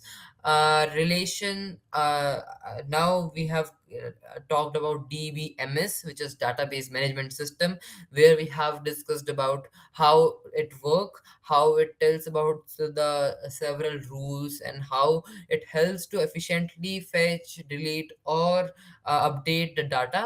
And then we understand what is an API is an kind of a waiter that helps to like give or receive between two software programs. So it is like a waiter that helps to transfer things. So after that we have discussed several companies that are working on DBMS sector and on which category they are running on. Then we have also understand what are the categories कि relational क्या होता है। Relational है तो SQL तो होगा ही, relational है तो एसक्यूएल होगा ही। रिलेशनल का मतलब है टेबुलर फॉर्म में। ठीक है, रिलेशनल का मतलब ये नहीं है कि रिलेशन होगा, रिलेशन तो सब में ही होगा, रिलेशन का मतलब है टेबुलर फॉर्म में। ठीक है, document no SQL, document based में या बताया था मैंने कि डॉक्यूमेंट बेस्ड का मतलब क्या है। डॉक्यूमेंट बेस्ड का मतलब है कि मैं टेबुलर फॉर्म में नहीं स्टोर कर रहा, सेमी स्ट्रक्चर्ड वे में स्टोर कर रहा हूँ। तो that's why it is no SQL. ठीक है. Relational plus multi model. Multi model हमने अभी नहीं पढ़ा. That is then when we learning about like more advance things, कि जब हम एडवांस चीजें पढ़ेंगे, जब इन सबको मिलाना पड़ेगा, हमें 3-4 डाटाबेस को मिलाना पड़ेगा, then we create a multi model. ठीक है. Then we have studied how to read a table, what is a field, what is a record, what is a row, what is a column. We have studied that. Now we have also studied briefly about what is data types that store in like DBMS. Then we studied about the schemes, the blueprint of the data that tells us about what are the rules, fields, data types that or the constraints that governs for the data architecture. What is data architecture, how we structure it, and why it is important. We have discussed about that point. Then we have discussed about the different types of database, like relational that uses tabular form. Relational stores data in connected tables with rows and columns. That's why it is known as a SQL database, because it is using rows and columns. The non-relational database doesn't use row and column. That's why it is known as non-relational. Nothing to do about the word relational. So it is related. The data in the data non-relational is also related. ठीक है. Non tabular format में store होता है, इसीलिए इसका नाम non relational है. Then we have discussed about the document and key values. Graphical we have not discussed, which we will be discussing in further classes, because this is something which is very deep and something complicated, because it helps to understand that relation in very deep format. Then we have discussed in detail about what is relational databases, the what is SQL, structured query language, what is like the tables and columns that we have discussed. Then we have discussed the key value database. Like key is a unique string that used to find data, meaning you will use a key to find what is the value. So it is a unique identifier paired with a specific piece of data. So majorly it is good fit for temporary storing the data, like cache or cache memory or shopping cart, session management. In these things we use key values. And after that we use document databases. These are semi-structured data which stored as in document, like a JSON file, JavaScript orient. I'm not clear on the full form. You have to search upon it. Then it's good fit for product catalog, content profile. So I have explained you how does it work, and what is the difference between a key value and a document database is more given a more sense of relation than a key value. Then we have discussed where to use relational, where to use non-relational, where to use document, where to use key values, graphical and column oriented.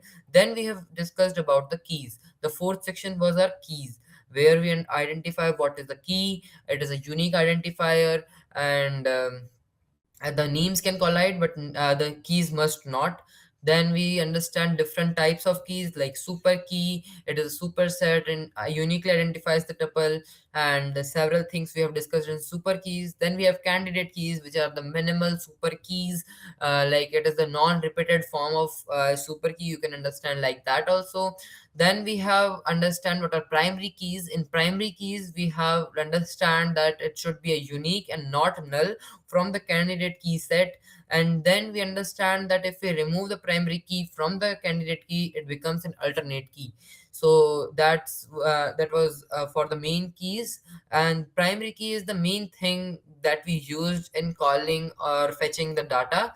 These two are not that important. These two are generally used to get the primary key, but these are also important in further analysis and further test cases that you create. Then we have foreign keys to connect two datas, uh, like from the parameter or the by the field, like the department code. We have connected the department data and the student data, so that from the student data itself I can tell that this department code refers to CSE. So this is known as referral integrity. It tells us about the fundamental database rule, like telling the relation between the tables being accurate, and it must be synchronized. The foreign key column, like this is a child table and this is the parent table. So from the parent table we can call the child table. So that's all from my side. Wrap up is just understand where to use which database, where to use the database, which database, which key. You have to understand that on that point. You have to emphasize on that point so that you can know in future if you build a platform, a commercial platform, you must know which database to go on, which database to focus on, and so that you can go with the best data and you can store your data, organize your data in a well formatted way. Thank you from my side. Any doubts? Open now. Tell us about any doubts from the session, out of the session, any doubt you have related to Hack Lab or related to this session. Any doubts? Open to that. Any doubts? Anyone?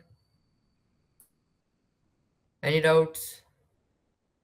I guess that was a very like wholesome session. We have a lot of information, so we will be uploading the session on YouTube too, so that you can see in like formatted way कि भाई keys का एक अलग की value video बना देंगे हम, एक अलग वीडियो हम उसका बना देंगे किसका, जो हमने डाटाबेसेस पढ़े, टाइप्स ऑफ डाटाबेसेस, हर उसका एक अलग अलग करके हम प्लेलिस्ट करके हम यूट्यूब पे भी अपलोड कर देंगे. So go on the YouTube, share that, like that, subscribe our on channel so that we can go through different communities. We can expand our community. So Hack Lab must not only have 70 students; it must have a hundred of like thousand of students regularly joining our sessions. So thank you everyone. Hope you enjoyed the session. Any feedback that you want to give us, just chat on the general chat on the DAV Hack Lab. We will surely uh, Several helping ways. you to improve it. Okay. So, guys, we are ready for the quiz, and I will be sharing my screen and giving you the code. Go on the platform wayground.com and open it on your phones. I will be giving you the link too. If you can just click on it, it will be great.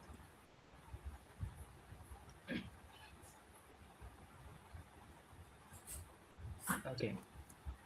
So, here it is.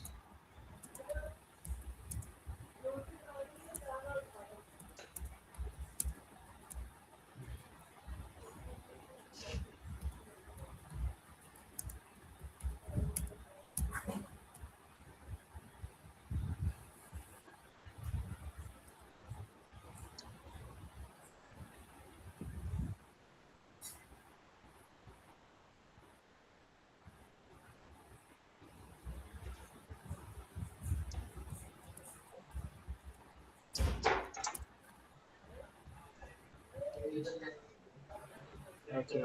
Just give me a second. There is some issue there. And, okay.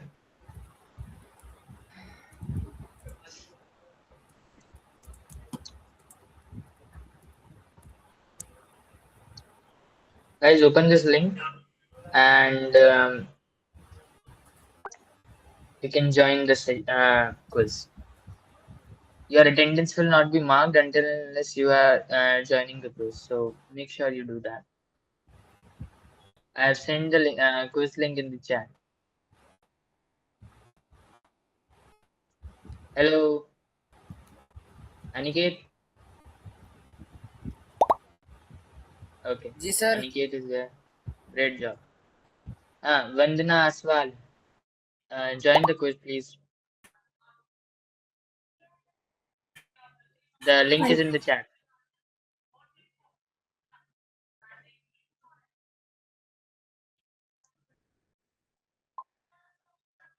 Vadik. Vadik is there. Only Vandana is left, I suppose. हाँ जी भैया. ठीक है भाई. Great job. Vandana, please join this quiz. Otherwise, we will start.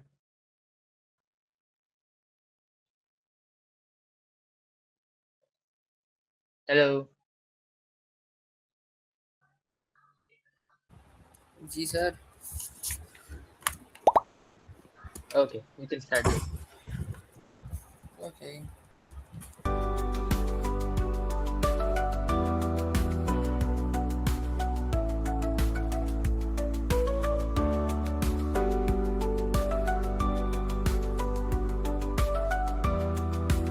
Answer start कर दो. You can give the answer there.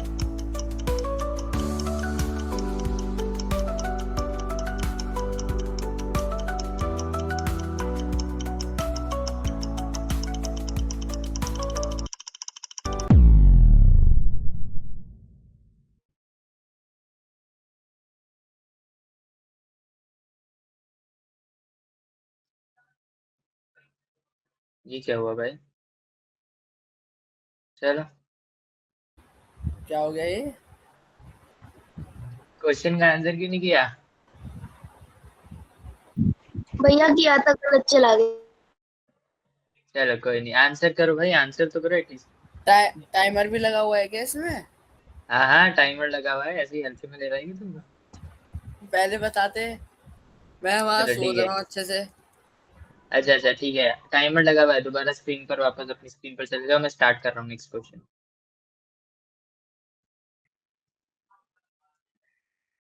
Next question start हो गया.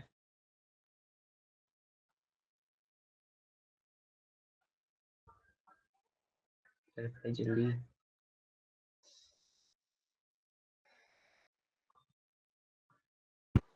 भैया ये लिंक पे शो नहीं हो। भैया भैया देखो भैया। स्टार्ट हो गया, स्टार्ट अरे स्टार्ट हो गया, स्टार्ट हो गया भाई.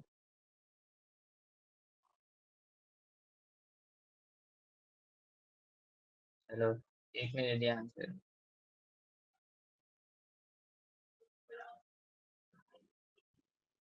13, 12, 11, 10, भैया मैं बस एक 9 सेकंड में आया।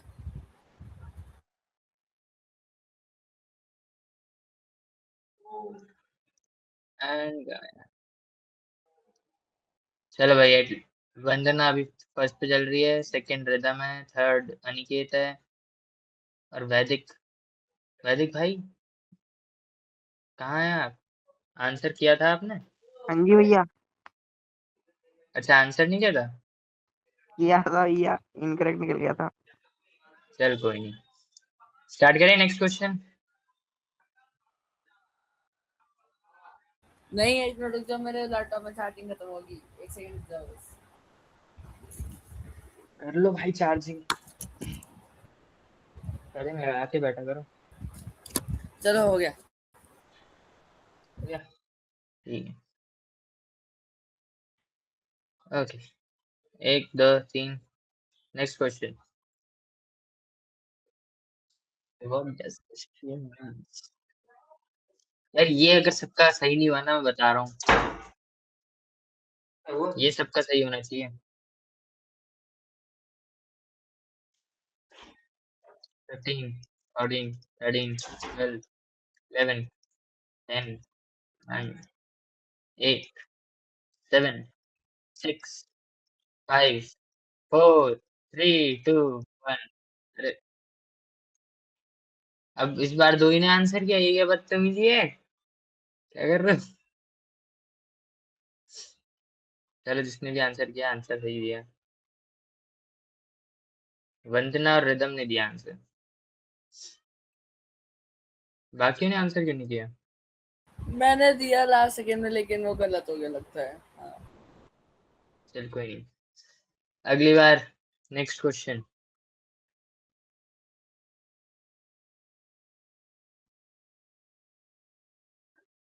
ये थोड़ा टिपिकल है.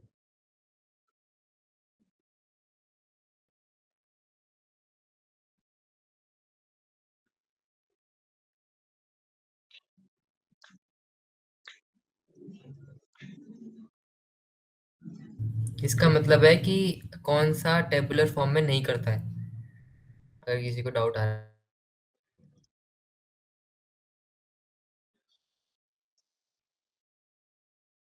ओके, देखते हैं किसके आंसर सही है इस बार. चलो एटलीस्ट आंसर तीन ने दिए हैं. किसका गलत हुआ, किसका सही हुआ? अभी वंदना और अनिकेत ने दिए और उसने भी दिया। Good job. एटलीस्ट आंसर तो सबके सब ठीक है। ये सिंपल है।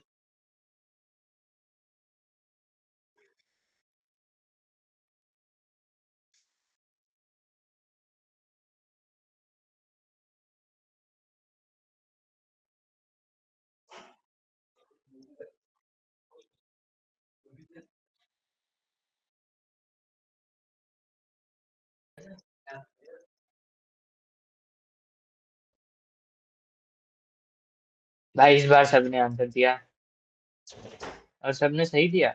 गजब, ग्रेट जॉब। अरे सबने नहीं दिया, अभी भी एक ने छोड़ दिया। कौन? अच्छा, वो वैदिक 2 नाम से ज्वाइन है क्या? नहीं भैया, वो हाँ, जो मैंने सोचा दूसरी बार करूँ, जब आपने स्टार्टिंग में वो हो गया था ना कि अच्छा अच्छा, फर्स्ट ठीक है क्वेश्चन। ठीक है ठीक है ठीक है, कोई नहीं। चलो नेक्स्ट करें। Next question. 5 4 3 2 1।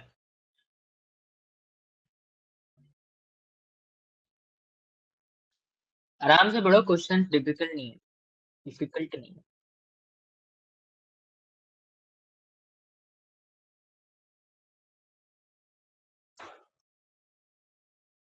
ओ भयंकर भाई साहब। वंदना सबसे आगे चल रही है, उसके पीछे रिदम, फिर अनिकेत, फिर वैदिक। Next question. 5 4 3 2 1। ये टिपिकल लग रहा है।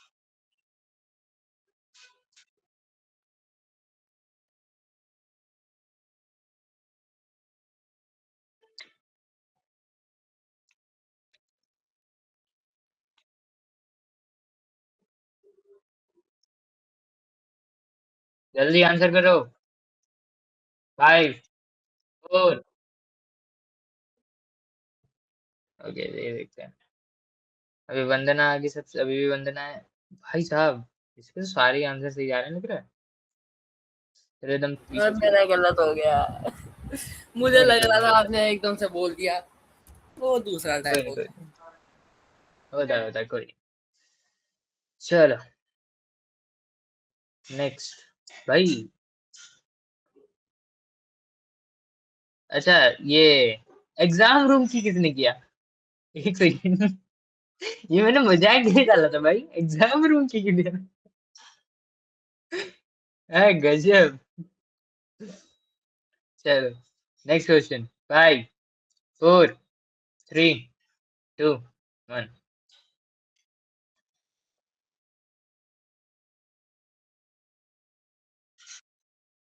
ये थोड़ा इजी है।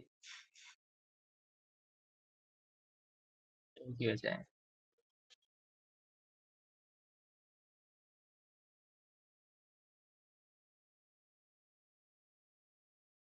ओ यस, सभी का आंसर सही है। Great job. इस पे भी डिपेंड होता है कि क्या कहते हैं, कितनी जल्दी तुम आंसर करते हो, उस पे भी ज्यादा मार्क्स मिलते हैं। बढ़िया। चलो, दिस इज और दूसरा क्वेश्चन जल्दी। हो गया एंड हो गया। लीडर बोर्ड रहा है ये। अनिकेत रहा था थर्ड, सेकंड रहा रिदम, फर्स्ट रही वंदना। भाई इसने तो शायद सारे आंसर मेरे सही किए हैं। बढ़िया। मेरे दो गलत थे। कोई नहीं होता है। चलो बढ़िया। अब ऐसे ही कुछ क्विजेज और होंगे, तो ध्यान रखना, ज्वाइन कर लेना है। और बाकी को भी बता दो यार, बाकी क्यों नहीं करते? बाकी बच्चे ज्वाइन क्यों नहीं करते? अच्छा भैया मेरे वो को दूर हो बताओ, जाता ये वाली वेबसाइट आपने खुद बनाई है, कहीं ये थी पहले से? ये तो पहले से थी, ये मैंने नहीं बनाई। तो इसमें ऑप्शंस और क्वेश्चन हम खुद ही टाइप करते हैं। हाँ भाई, क्या कह रहे थे? सॉरी, आवाज कट गई थी। भैया हम इसमें क्वेश्चन और जो ऑप्शंस हैं उसको खुद ही टाइप करके देते हैं। हाँ, अपने आप ही टाइप करके देख सकते हैं। मतलब मैंने ही टाइप किए थे, पर चलो वो ठीक है। और बाकी बच्चों को भी एक बार बोल देना अपने दोस्त वोस्त को कि भाई ज्वाइन वाइन कर लिया करो। और कोई पर्टिकुलर टॉपिक पर चाहिए क्या सेशन?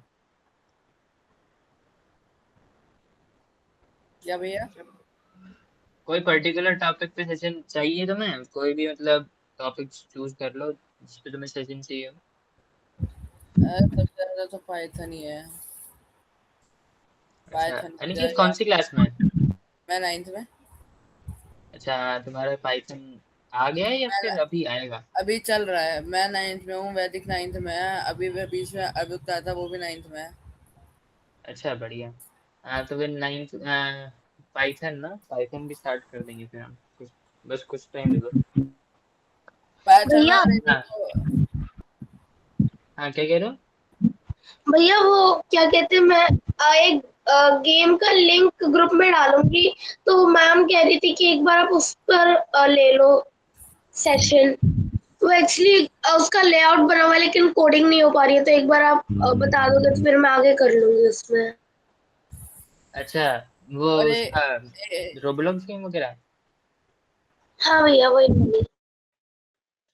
उसका स्क्रीनशॉट वगैरह भेजो, क्या इशू क्या आ रहा है और क्या कोडिंग में क्या इशू है वगैरह ना, तभी पता भैया चलेगा। दुआ लगनी है कोडिंग, लेकिन उसकी हर एक पार्ट पे लगनी है, और वो एक पे लगती है तो जब दूसरे पे जा रहे हैं उसमें, तो फिर वो तुरंत जो है डिलीट कर देता है पहले वाले की कोडिंग। तो एक बार अपना पूरा जो इतना भी है मटेरियल वो सब एक बार जनरल चैट पे भेजो, बाकी बच्चे भी सर्च कर पाएंगे और अगर हेल्प कर पाएंगे तो वो भी बता देंगे। एक बार जनरल चैट पे भेजो सारा मटेरियल। हाँ क्या कह रहे थे अनिकेत? और एक सेशन एक ठंकेबल पे भी प्लीज। ठंकेबल अच्छा और वो थैंक। कोड.org वाला। ठीक है भाई उस पे भी ले लेंगे एक। और रिदम अपना जितना भी मटेरियल है वो सारा एक बार जनरल चैट में भेजो, स्क्रीनशॉट भेजो कि तुम्हारे इसमें इशू क्या है, क्या बनाना चाह रहे हो तुम, बाकी सारी चीजें ठीक है। और मैं सोच रहा था कि एक मीम्स ग्रुप भी बनाए हैं, बताओ चाहिए? कौन सा ग्रुप? मीम्स ग्रुप, उसमें सारी मीम्स शेयर की जाएंगी।